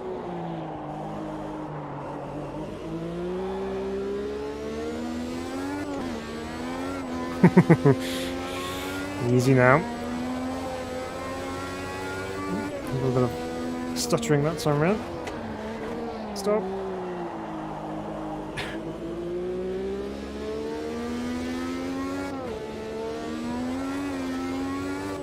Well, there's not much chance of getting lost now because everything's coming at me much quicker.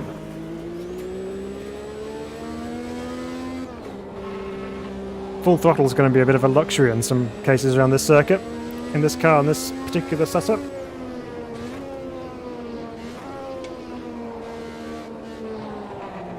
Slow. That last corner seems to catch me out a little bit too often, so need to remember that. It tightens up. Right, let's try and gain control, shall we?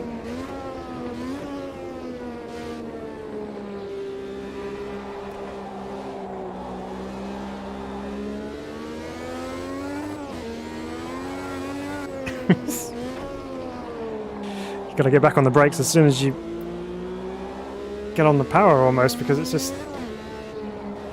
there's the sausage curb.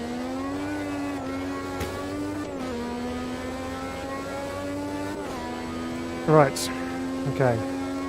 Chance to breathe, and then back on the brakes.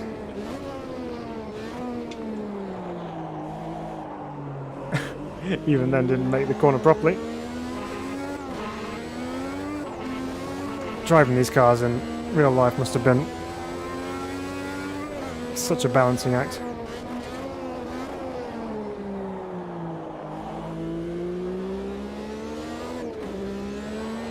He's too scared of the boost, I'm short shifting. Kind of defeats the object of having all that boost if you're not going to use it, but in the interest of trying to get around the circuit in one piece, needs must. So it's almost braking where the pit entrance comes in on the left hand side there. I have to keep an eye out for that next time around just to see if that's the case. There goes the floor.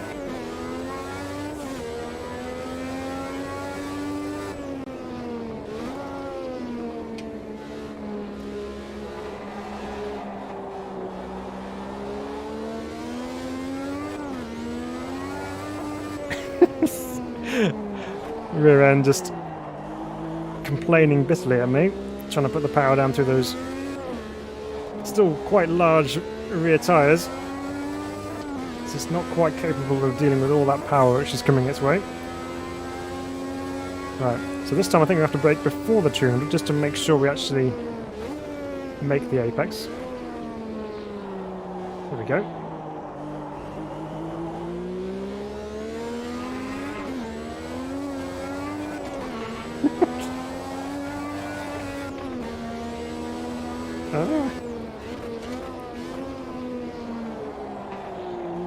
Ah, we found that one too.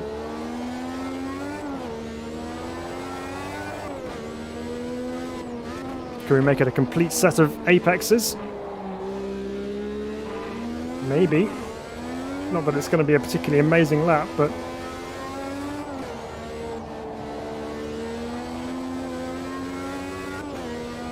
Right.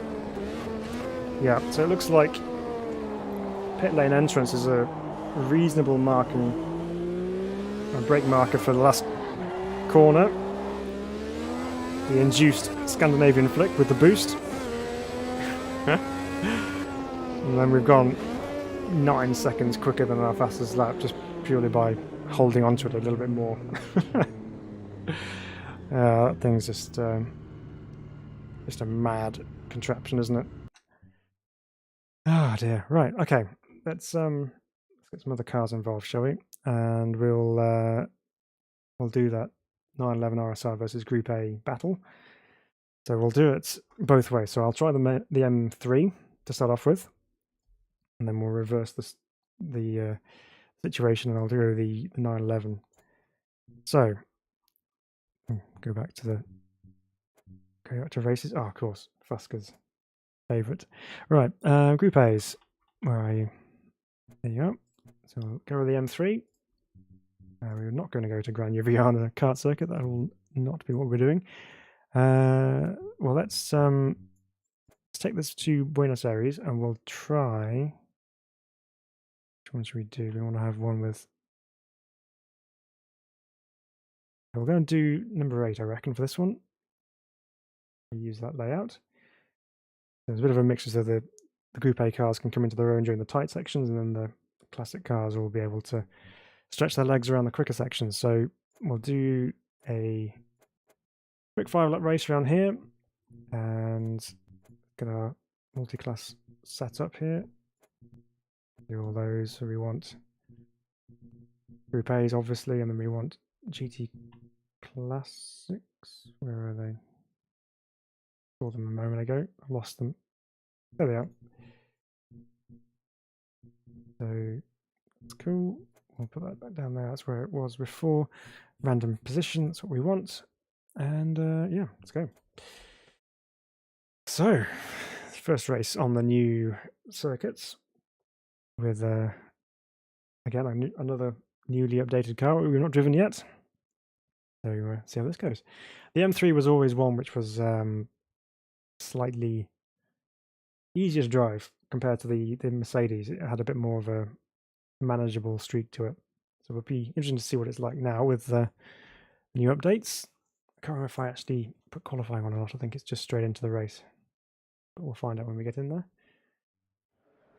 Yes, it is. Oh, we're in at the night time as well. So we get to see Buenos Aires at the night. So starting at the back of the Group A cars, which are supposedly the quickest group. The GT Classics have been gridded behind. So, okay, let's see what we can do from here.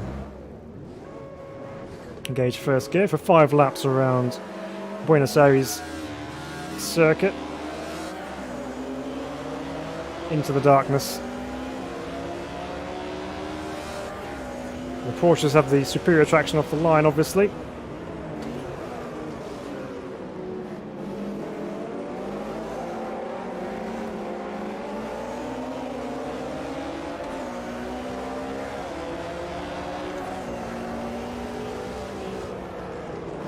Just a cacophony of noise as we head into turn 2.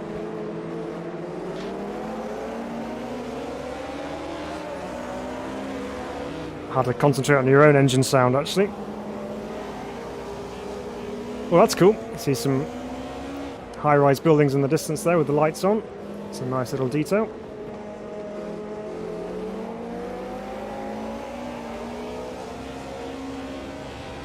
The M3 does sound very nice indeed. Now you can actually hear the car.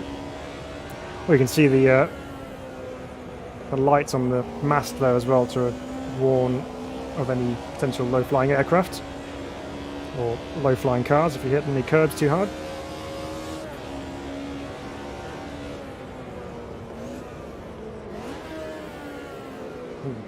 That's right. Bend those valves. Here we go. Oh, a bit of a cutback on the exit.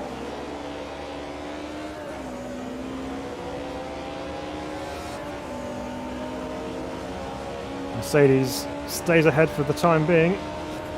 But here comes one of the Porsches, I believe, on the inside.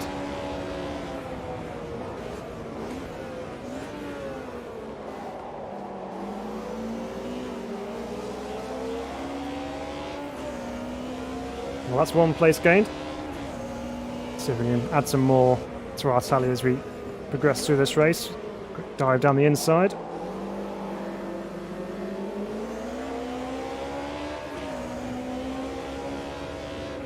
If you've just joined us and you're seeing Buenos Aires for the first time, don't worry, it isn't missing sky. We are racing at night. Little nudge. A cheeky slide up the inside of one of the other M3s there.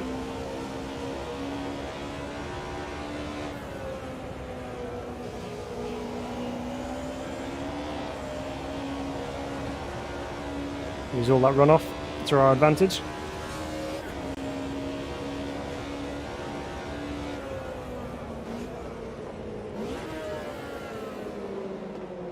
Must remember to go down to second a bit later.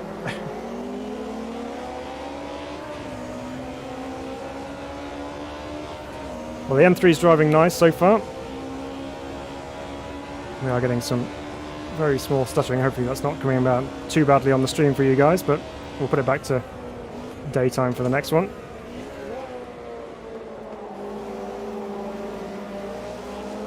There's the cut back on the exit of turn 1.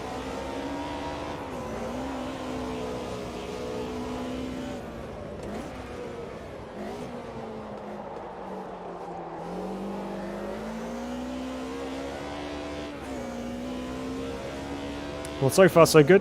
M3's feeling nice. Quite similar to the Mercedes in a way. So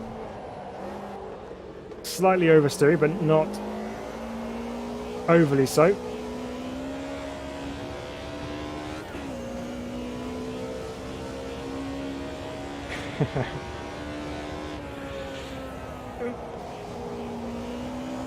Hey Racer J. He says, always enjoy your videos. These updates look great. They certainly are. By the way, make sure you're resetting default for each time. Yeah, I've done that for some, I've forgotten for others, so... But I don't think I've made many setup changes anyway, so it should be pretty much on default anyway, but I will... I'll have a reset just to make sure as well. We'll do a quick test with the M3. But it does feel pretty good.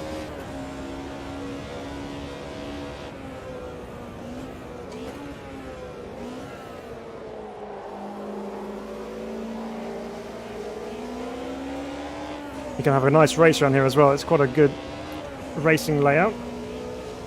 Some opportunities to make some moves and follow other cars and try and pick off where they run wide like that.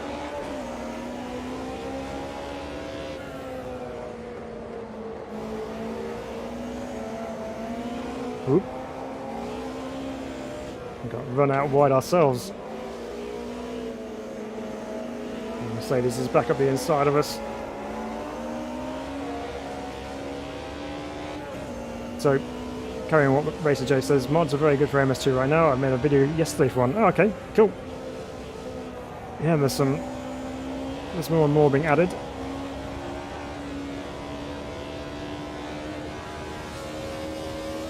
Love the rasp as it gets up to the high revs of the M3. Ooh, a bit of a block from the Mercedes, so we'll just take that inside line. Thank you very much.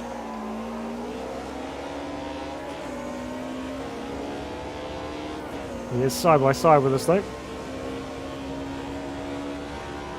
It might be clear though. Final lap coming up. See if we can make any more inroads on this pack. We're currently 7th. We have picked up some spots from the rear of the class grid.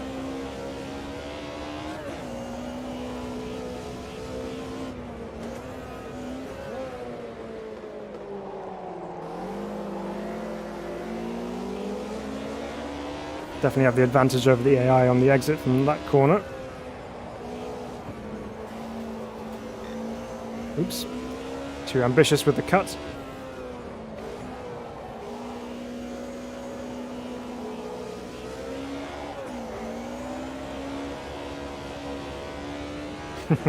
Yeah, these cars are good. Funky says, you know what, Phil? It's all about the smile on the face. It certainly is. And my face is definitely smiling driving these things.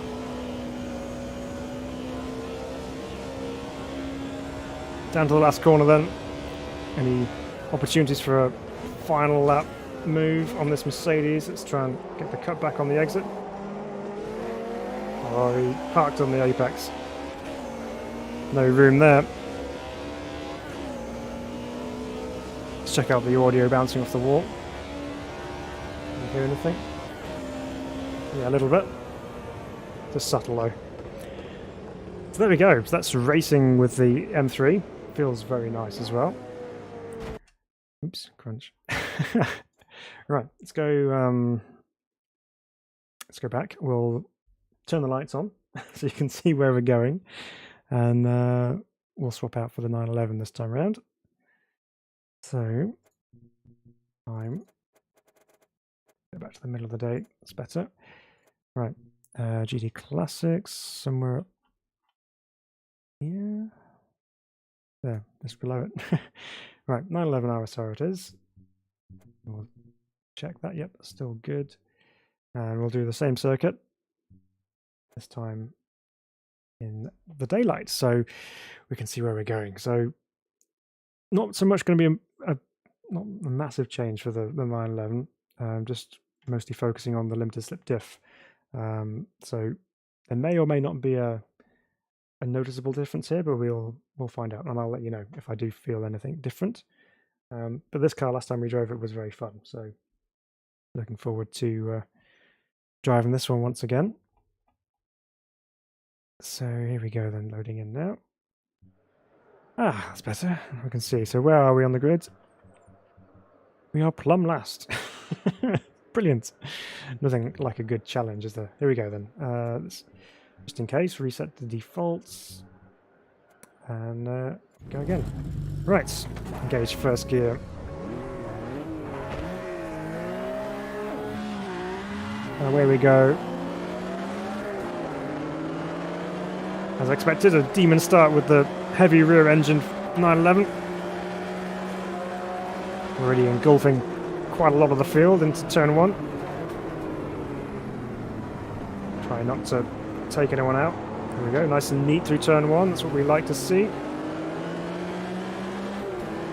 With the big Corvettes ahead of us. Not really the circuit I would have thought.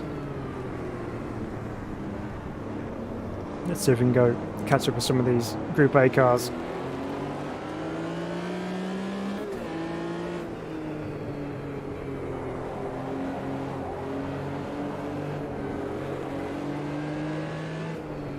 It's quite a good opportunity to get cheeky and get a nose at the inside of a car there if you're feeling brave on the brakes. On that particular occasion I wasn't. There go the Corvettes with their V8 power.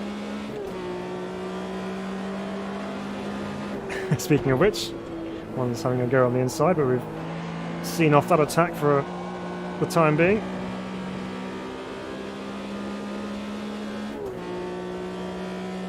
Corvette's getting slowed up by the cars ahead and having to slam the brakes on in the middle of the straight.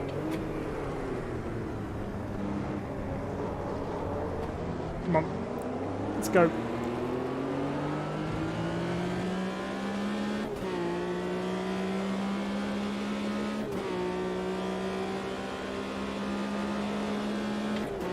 It's just leaving me for dead down the straight. Here we go.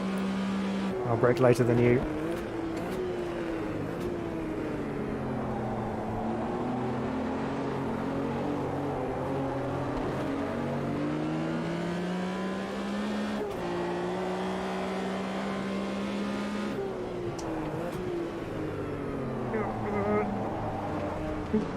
A little bit of a touch. Sorry.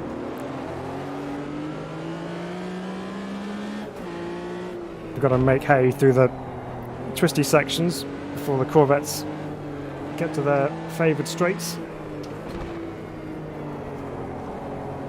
And the 911's no slouch in the straight line, it's just not as quick as the Corvette. Which makes for some very entertaining racing when you got a good circuit with a combination of both sections. And the Corvette going for a move on the Mercedes there. It's got it done too. Let's see if we can join him in this fight. We've got the power on the straights.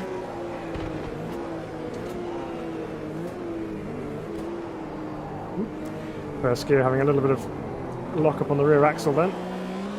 Back end was trying to come round on me. But we were able to control it and carry on. Dolbo says, do you have a second wheel or just a Formula wheel? I just have the Formula wheel. That's all I have. I'm not able to drive a vintage car with my Formula wheel. It's just not possible. It does make for a good challenge trying to drive all sorts of cars with the Formula rim.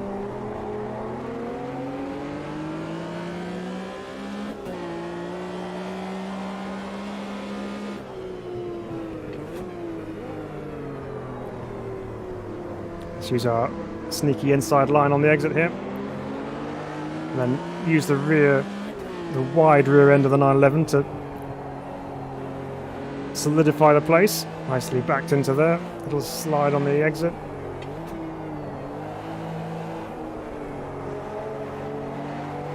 Getting into our groove a bit now.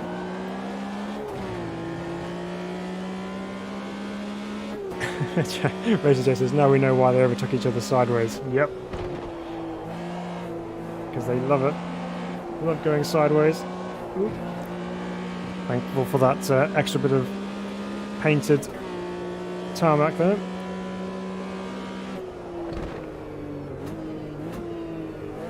A little bit of a twitch from the Mercedes in that braking zone there. Left rear is getting warm. Too much oversteer. Or read, too much fun.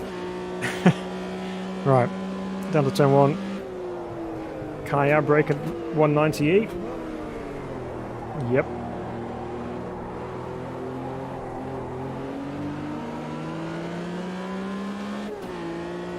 The Corvette's still making progress ahead of us as well, so good on him. Roughing up these M3s.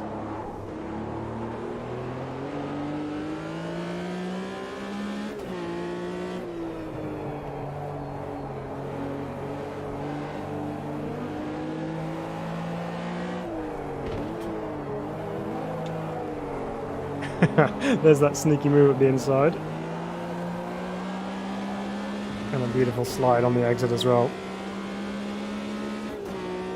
This Corvette's making a great job of freeing up some gaps for us to slide into.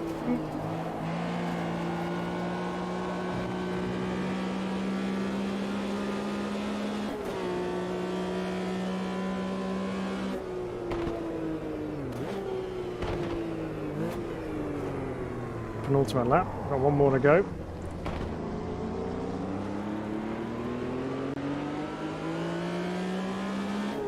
This destroys me off the corner. So, massive racer. Speaking of Fanatec rims, do you also find the thing connector pins will break after a period? I've not had any problems with the connector pins, thankfully. I know a lot of people do struggle with them, but I've not had any dramas with them. But then, I very rarely take the rim off, just for the occasional cleaning of the Alcantara, but other than that, it tends to stay on.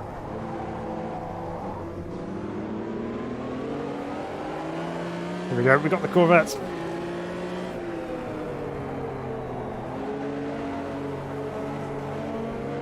Let's see if we can get this M3 as well. Luckily he saw me coming too quickly into that corner. The Simmer says, I really need to play more AMS2, but setting up triples and with NVIDIA surround is a pain. Yeah, that's, I don't think I've never had to do that because I just use a single monitor, so I never had to set up AMS2 for triple monitors. The last corner then, here we go. On the power. And the toe of the M3. Can we out-drag him to the line? Probably not. No. P1 in class, P9 overall. That was fun. Yeah, Funky, you were right. It is a great race. Good fun to drive. And the circuit's good as well. It works with these cars. Very, very good. Right. Okay, let's just have a quick check see if there's any other cars we want to just test before we give our final thoughts on this. So,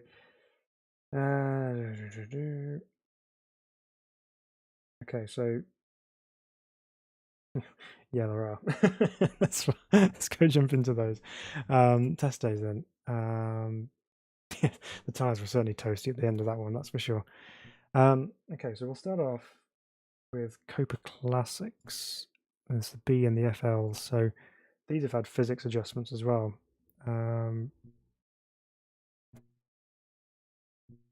I wonder what these are going to be like to drive. They felt a little bit flat previously, so I'm curious to see. So let's take the Passat, shall we, for argument's sake, and we'll drive this one, and we'll take it to.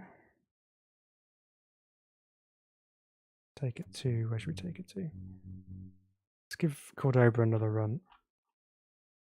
It's because we've not driven that as much. Yeah, we'll do that. So, Simmer says has never had a problem with Fanatec. Just treat them with care and changing rims. Yeah, you got to make sure you take them off nice and straight. No kind of movement on them at all. Massive base. I hardly exchange rims too. Just I own two and both had pin breaking within a year. Oh, nice. Yeah, that's a real pain. That is. No, don't worry, we're not going Beatles just yet. I'm waiting for the day where they change the fuss because I'm hoping they don't ruin it. Right. But judging by everything else we've tried, it's not possible. They do a good job. Right. So last time we drove this, I think we drove this one on the first of our community races that we did one time. And it was a little bit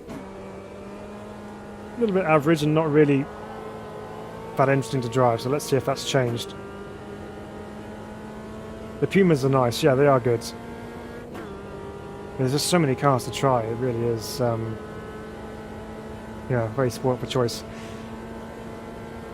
Right, so let's see what this is like coming through banked right-hander. This is probably, unlike the F3, not going to be flat through that, which is definitely the case.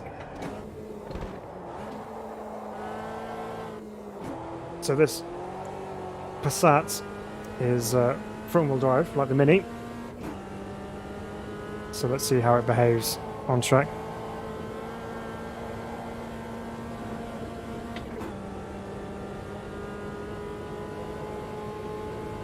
Okay, down to the left-hander.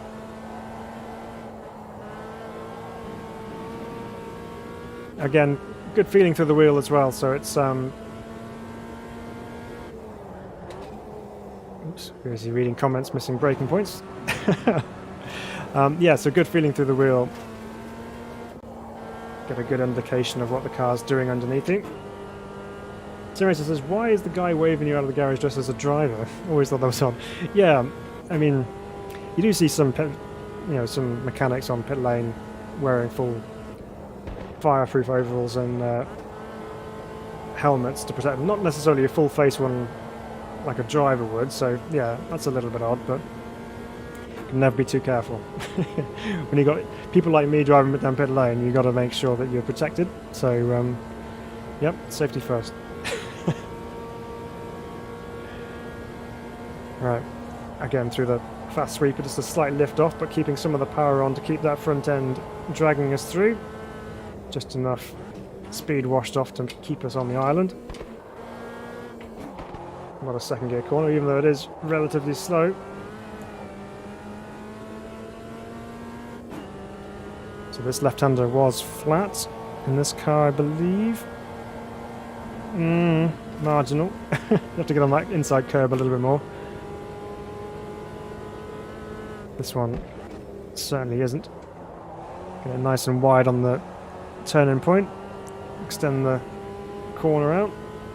Straighten it out so it's potential to take quicker. And hop the curb on the inside there.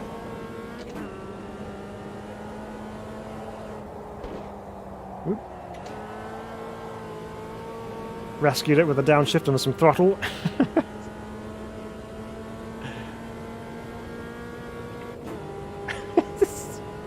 Come on, beetles are the most successful species on the planet, says Frankie. Yeah, they certainly are around here. It's in Racing Bible. We do love a good beetle. Okay, so that's an example of just how quickly you can't go through turn 1 in the Passat, but also a good example of just how balanced it was over the rough terrain on the grass. So if you do end up on the grass, you can ease yourself back on with relative ease.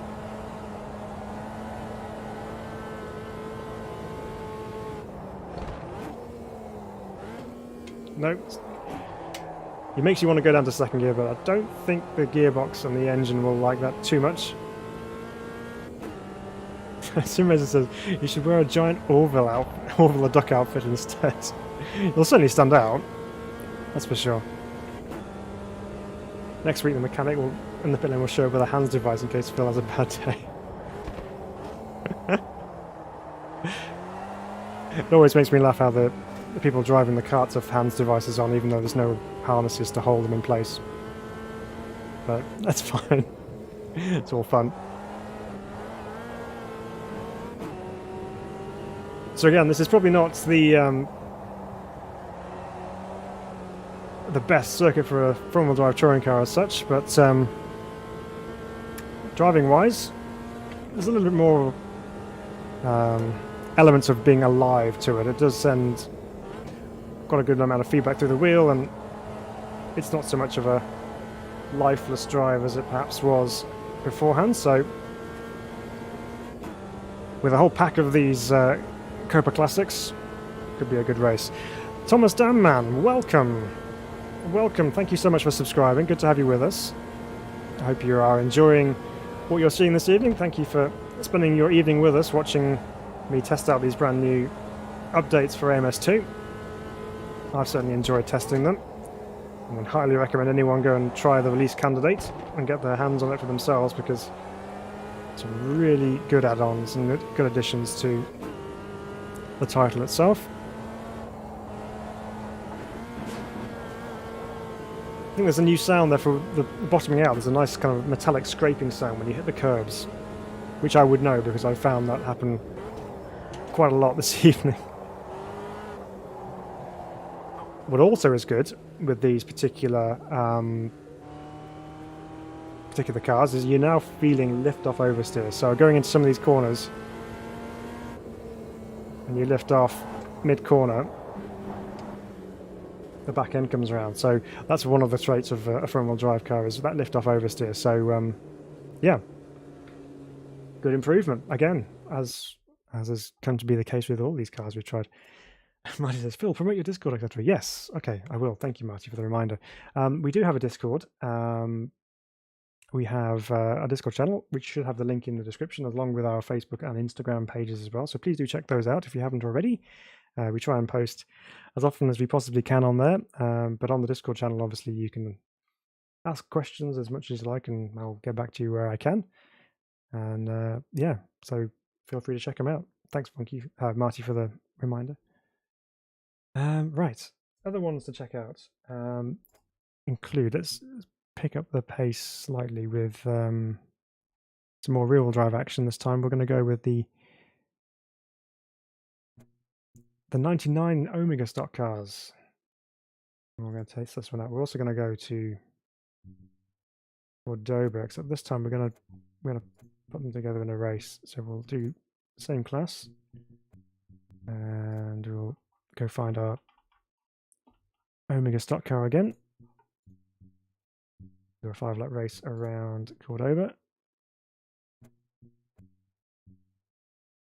And yeah, go. A massive basis. An off-track topic. How about the grass? Even on the high detail, it's rather bland, I think. Maybe because Brazilians like beaches or jungle more than the Dutch, who covered the whole country with grass. Okay, interesting topic. Yeah, it's different, isn't it? I mean, we don't tend to focus too much on the outside of the circuit in terms of the grass and the detail on there. I think with some of the circuits which are like this, where it's quite expansive, you do tend to lose a little bit of the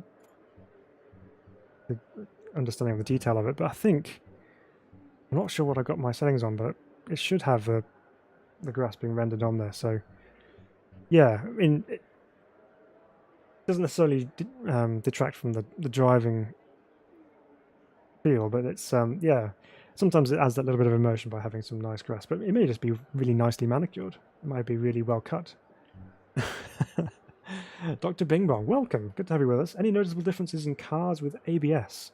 I don't think we've actually tried anything with ABS yet. I think we have. I'm going to have to give that a go. More things to try. Okay, so we'll try the stock cars, which it's plonked me at the back of the grid for. Thank you very much. And we'll do a quick 5-lap race around Cordoba.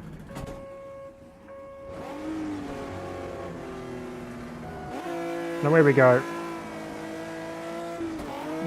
This car in the past has been one which has very interesting gear ratios. So we'll see how that gets on as we progress through the race. Everyone's being rather careful through turn 1. Nice little bit of slide on the exit there. No, I'm just looking at the grass now. You can see it. You can see it. Everyone's jumping on the brakes for the banked right-hander. It's a good plan, because you certainly can't take it flat out with this car.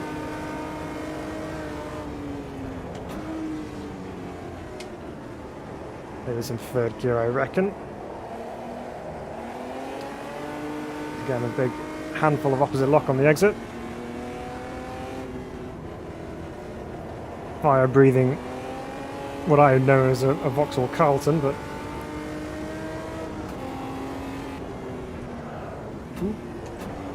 get on the brakes. They're not particularly powerful, but so Bambeek says Game of Muscle will hunt you down if you undersell grass. Okay, sorry Game of Muscle. Yes, grass is entirely important to the whole experience of sim racing, and I highly recommend that all grass turned up to the max so you get the full immersion. But you can see it. Yeah, you can just see little elements of the longer grass as you come over the top of the hill there.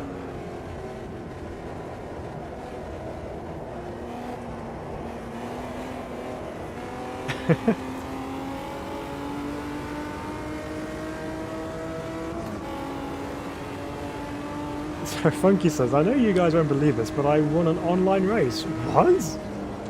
Funky, proud of you. Well done. I say the replay as I know Marty won't believe me. Sometimes it's got to be done. You've got to have that video proof. I unfortunately have a lot of video proof of just how poor I can be at times, but oh, that's mega. What were you driving, Funky? Darius? I suggested it was probably the RSR. Or the Vasca, maybe. We've got a bit locked together in that corner with the car on the outside, but we're through.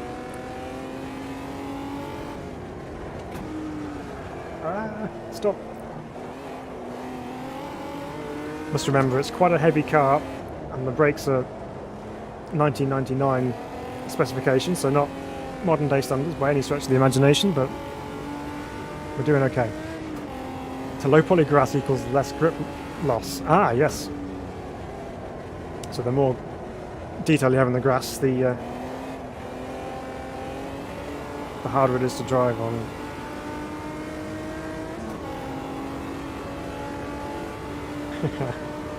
V, welcome along, V. What tracks did they add? Well, they've added Buenos Aires. They've added various layouts of Buenos Aires, and they've added this one, which is Cordoba, and Tomas de Rio Hondo. All Argentinian circuits, as we get a little bit argy-bargy-ish into the hairpin there. Oh, it's a little bit rough for a second, touring car style, but we're through. So yeah, so some good additions to Automobilista 2, and it's good to bring some of the ones that we've seen in the past up to modern standards with AMS2, and also the addition of the new circuit, which is Tomas de Rio Hondo, which is not one we've seen before, but very, very good indeed.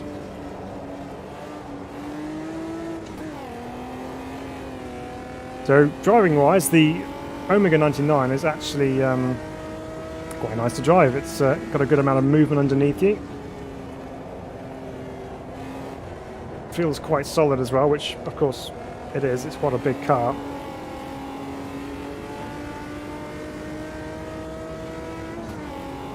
Do you reckon you got a problem with your power supply, Vidalro? What's the issue? Let's see if we can help you out. What's happening?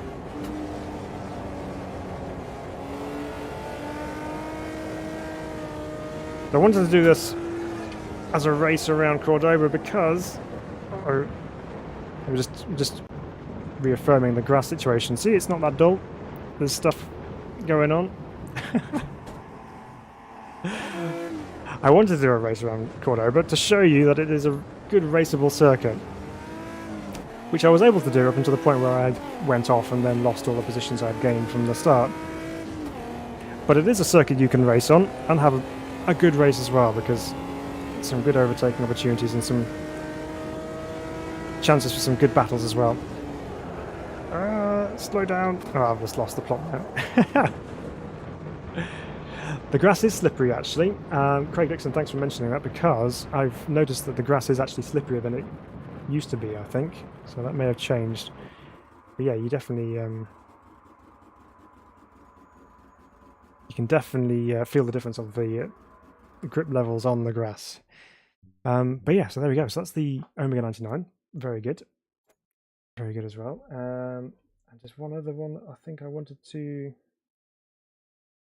test out on stream, yeah, is Caterham Academy cars. Go find those then. Dora says, hang on, we need to get back to this a second. Let's go find the Caterham first. Caterham Academy, not all of them, just Academy that's had the overhaul of physics. So this was one I really quite liked, this particular car. So curious to see what this is like. Let's take it to... Well, let's finish off on Tomas de Rio Hondo. So we have a bit of a mixture of all the circuits this evening. again, we'll do a 5-lap race on here with this. So, massive base. I was driving Stenton in AMS2. Graphics felt a bit cartoony, didn't know why. When I started ACC, same track, I saw the grass, which is what makes the difference. Okay. Interesting.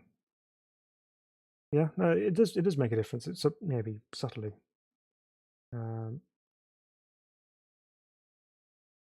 Dollar said, can I ask on the Discord after the stream for so we don't interrupt? Yeah, of course, by all means. Ask away in the Discord, see what we can do for you.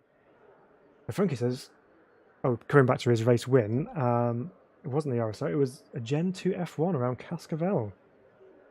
Not sure, but it was the last proper F1 cars before flappy paddle nonsense. Oh, well done. That's not normal habitat as well, is it? The F1s. Oh, very good. Right. Caterham Academies. We're a bit further up the grid this time.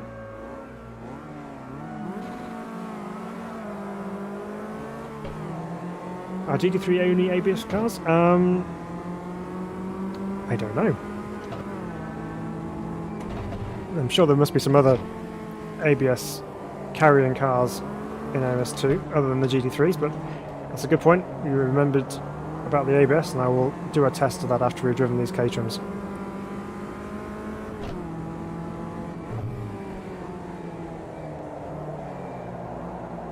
Bit slidey into there. We've got Caterhams everywhere.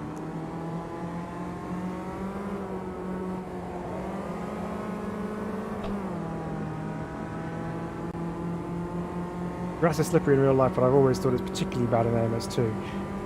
Well, we should try iRacing. I think iRacing's probably got even slipperier grass, actually. But yeah, grass doesn't have a huge amount of grip in real life, unless, of course, it's absolutely bone dry.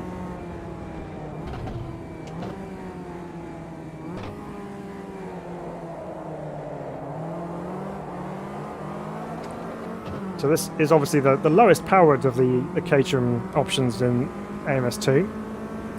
And for me, probably one of the most enjoyable ones to drive, along with the Super Sport as well.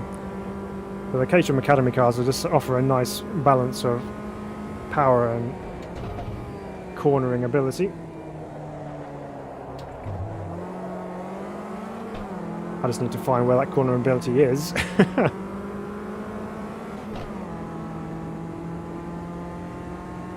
There's an odd shaking going on with the AI cars around here, actually. They're having a bit of a wobble.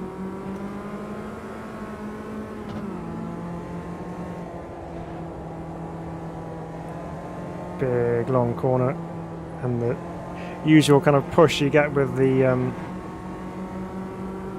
Caterhams. They do naturally have a bit of understeer in them, mostly because of the aero over the front wheels with the cycle wings, which catch the air underneath them, and that just creates lift. So it actually takes the front end away from the tarmac and then just causes it to kind of skip across the surface. So some of the other versions, like the CSRs, had slightly different aero modifications to the cycle wings to help try and keep the front end on the ground, but the Academy just has the standard basic one. So you get a little bit of understeer, which you can obviously cure with a whole lot of right foot. Thrashing Monkey has subscribed. Thank you so much. Really appreciate that. Welcome to Sim Racing Bible. Glad you're enjoying what you're seeing.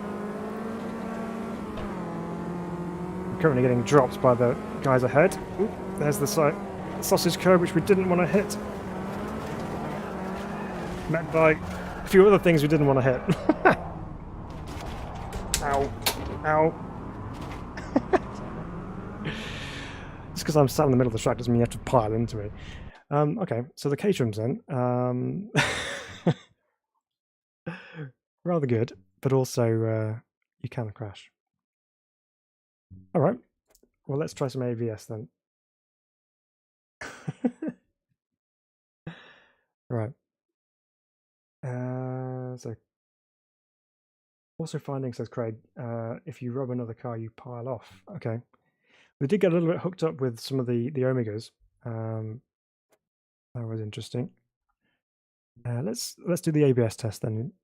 Let's check that out. We'll go GT3. We'll run the Mercedes. We'll go Thomas again. Right. Funky says, can I suggest a thing? The McLaren F1 road car. It's a completely new one. Is it? I don't see anything about that in the notes. I'll check it out. Charlie Beckley, welcome. Good to have you with us. Hi all. Yeah, I noticed the slight understeer off throttle. Yes, yeah, a little bit. That's just Caterhams. That's just what they do. Racer J says, yeah, the sim is fun to race and getting better. Just a few more tweaks needed, and they're doing them, and they're constantly improving them. So that's good. Right. Let's just do a quick reset to defaults on the old setups and go check. Can we adjust what our internet brakes are on 8? So what do we got here then? So obviously this is the strength. So what does it range from? 10 obviously being max. 1 and then 0. So we're running quite high ABS on 8. So we'll exaggerate it actually. What we'll do, rather than doing it as a race, we'll come out of this a second. We'll do it on a test day. So we'll do a full test of maximum ABS. We'll do 5 the middle settings of ABS, and then we'll do no ABS at all. So we'll do it as a back-to-back test. So back in the Merc, go to Termas and go. Right, so another cocktail down from Marty. Well, instead of building one sim rig, I now have to build 2 sim rigs plus a custom PC for the new girlfriend. Well, that's going well then. Per her request, not mine. Oh, excellent. Oh, well done. It's the PC or the girlfriend. I think both. Both at this stage. Well, that's cool. Well, you got your hands full there with building 2 sim rigs and a new PC as well. So yeah, fun times. Oops. Check the ABS settings before we head out. Yeah, so we're on absolute maximum ABS. So let's go and nail some braking points and see what happens.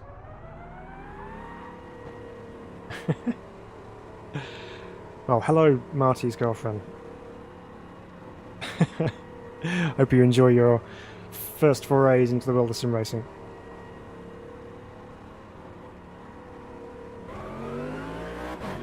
I do love the sound of this thing. This roar.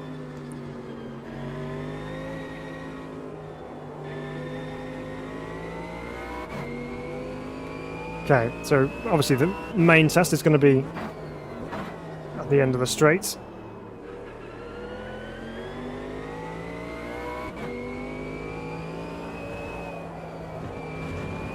It's not quite flat with the GT3.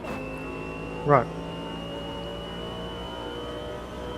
We'll get to the end of the straight and absolutely mash the brake pedal because we can't lock up anyway. So let's see what happens. 150.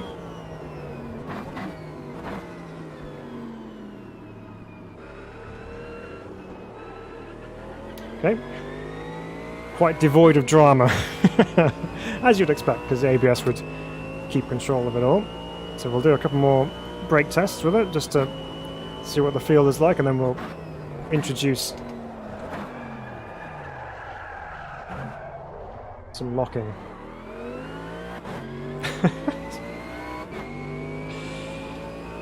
This is what happens when you jump into different cars and attempt to drive on the limit every time.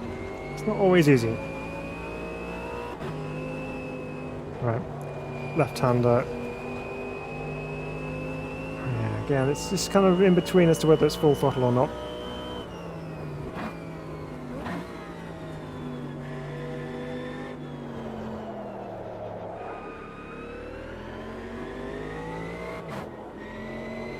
Right, we'll do one more big stop into the end down here. But there's very little fuss when you hit the brake pedal. Also doesn't fill me with a huge amount of confidence that it's actually going to stop as well. So that's with full ABS. So let's go back to the pits and we'll go halfway down to 5.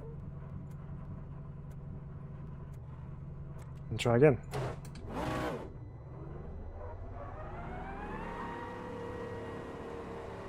So Dr. Bing Bong says, seems much smoother than before. The Porsche used to be instant spinella on the brakes and the end of the M4 as well. Yeah, the M4 was a bit wayward anyway. Yeah, we'll see how we get on with this. So now we are somewhere in the middle of having some ABS and no ABS. So that should make for a little bit more of an interesting braking experience.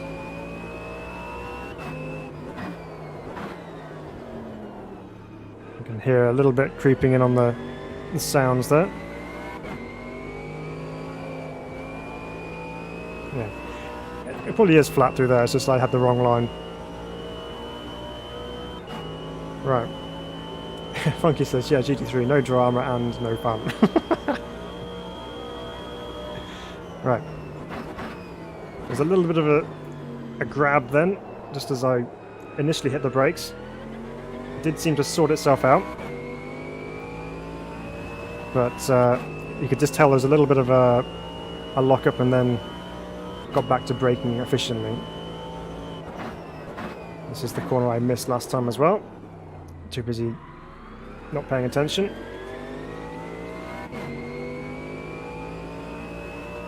Sabino, welcome along. Thank you for sharing with us. I'm Argentinian. Oh, brilliant. Excellent. Well, these will be well known to you then.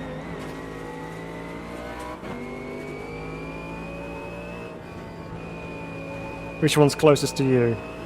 Which is your closest circuit out of the three?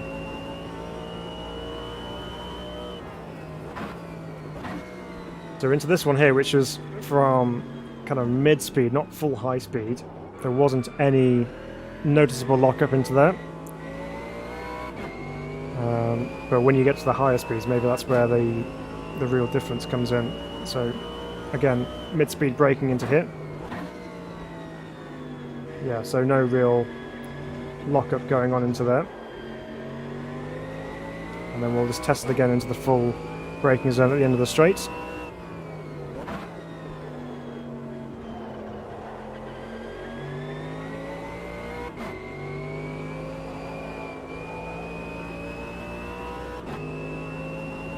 Will you show us Buenos Aires? Yes, we've been around every version of Buenos Aires already so far this evening, so that should be available to skip back to if you wanted to.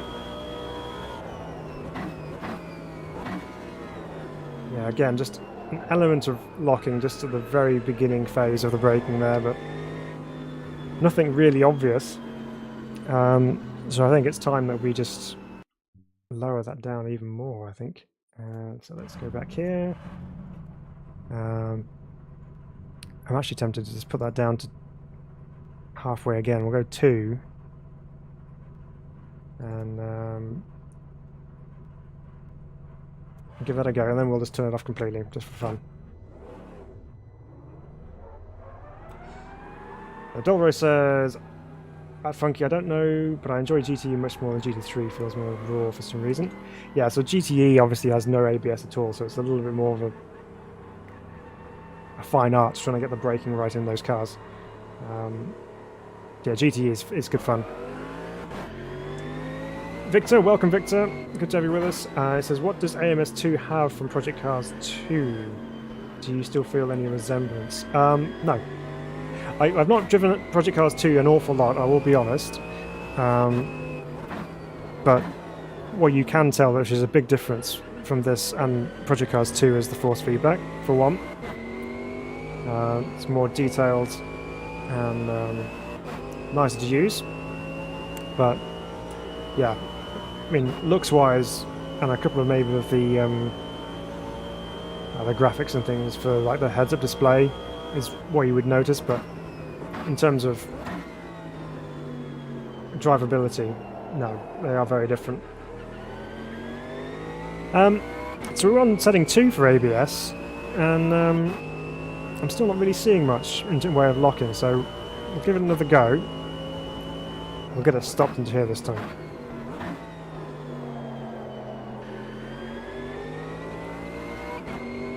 But yeah, not really feeling an awful lot of locking up going on.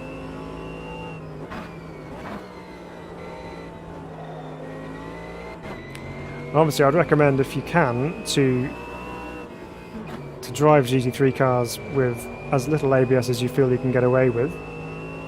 You can still run a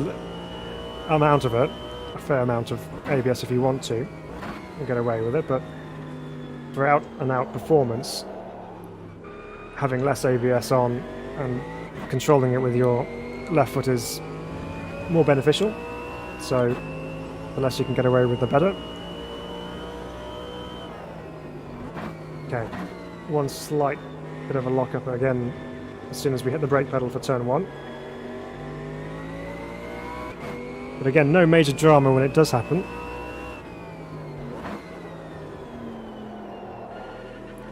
And then we'll go down to the hairpin once again and just see if we can get it to do anything.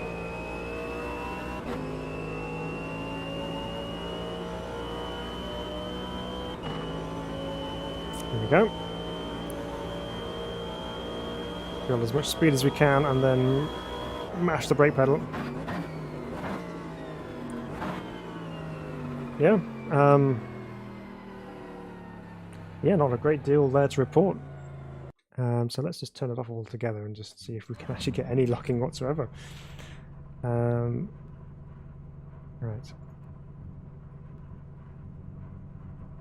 Anti-lock brakes are now off. Okay. We have some odd bouncing going on there now. Interesting what ABS can do. Right. Let's see how we go. So, Dolores' PC or Project Cars was my favourite sim, but as soon as I got my wheel, PC felt like an arcade game. Yeah, it does. It obviously served a purpose, but it does lack a little bit of feel.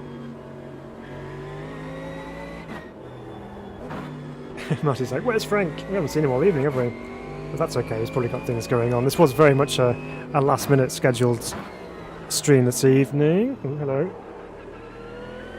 So yeah, so wouldn't have had much notice that we were streaming this evening. Here we go then. No ABS whatsoever, coming down to the heaviest braking point on the circuit. What could possibly go wrong?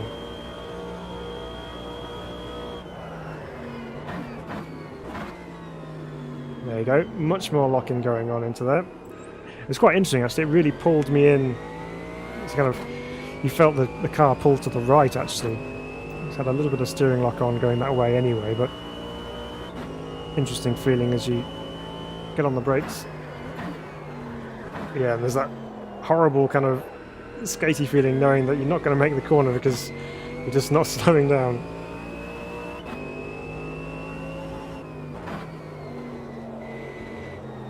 And obviously what we're doing at this particular point is I'm simply just pushing the brake pedal to the absolute maximum limit of its travel, which you wouldn't necessarily ordinarily do with a GT3 car. Sometimes you brake to around, say, 70% of the braking capacity for a kind of optimum braking performance. So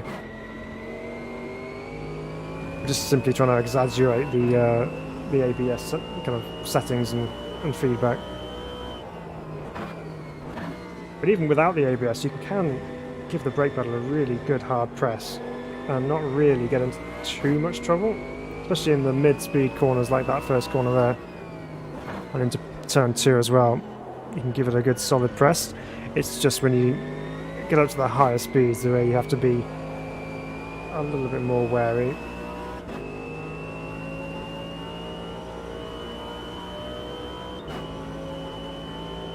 So here we go once again. Let's see what happens this time as we get the tyres locked. Oh, or not.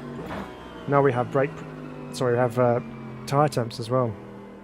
So we got the locking when the tyres were cold, but there was nothing there when it was warm. So bit of a top tip there, just turn your ABS off or set it to a button on your steering wheel if you have one, so you can just have a little bit on for the first lap when the tyres are cold and then turn it off when tyres are warmed up, and then you'll be all good to go. Good track, says Victor. Yeah, it is. I do like Tomas de Rio Hondo. It's actually quite a nice circuit. I'm getting more and more used to it now, and I think with some particular cars, it would drive even better as well. So, right. Well, there we go. So that's our first drive of the new release candidate for Automobilista 2. Wrapping things up then. So obviously we have the new circuits, which we've been going through all evening, testing them out. I really do love that we have these now available in AMS2, particularly Buenos Aires and the various combinations which we have there. Absolutely fantastic. Cordoba has always had a bit of a soft spot for me. When driving the trucks around there. But the Omegas are quite fun around there as well. I'm sure some of the other cars will race nicely there too. So excellent to have those in the sim, and also good to have brand new track as well. Which again, as far as I can tell, I don't think officially this turns up in any other sim on the market. So again, Rider Studios doing things with AMS2 that give us more exposure to more tracks and have the opportunity to drive them. So all in favor of that. Very, very good. And then car wise, yeah, I mean, if you're just tuning in, we've tried a lot of the new updated physics for cars this evening. Group A's are in there. The the M1 Pro cars in there, which I can highly recommend giving a go because that thing now is just unbelievable, so good. And yeah, some other really good updates as well for some of the other cars. Sprint Race is now working nicely. The Super V8 is working nicely.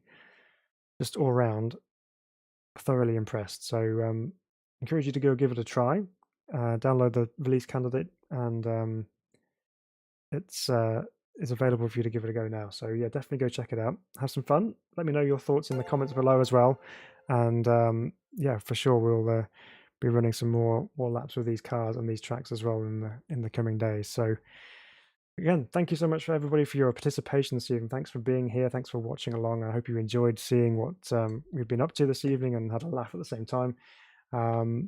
Victor, thank you so much for subscribing. I really appreciate that. Welcome along. Thank you for being with us. We've had a few new people joining the channel today, so big thank you to everyone who subscribed. Thank you to Theodore for donating as well. You're amazing. So thank you guys for your support as always. But I said we'll be back at some point this week. I wasn't expecting it to be Tuesday, but here we are. While we're at it, there will probably not be a stream this weekend because I'm away down south, but I will look to do a live stream potentially on Monday or Tuesday again next week. So if nothing else comes out before now and then, we'll see you next time. But really, thank you so much, guys, for tuning in, and take care of yourselves, and we will see you next time. Bye bye for now.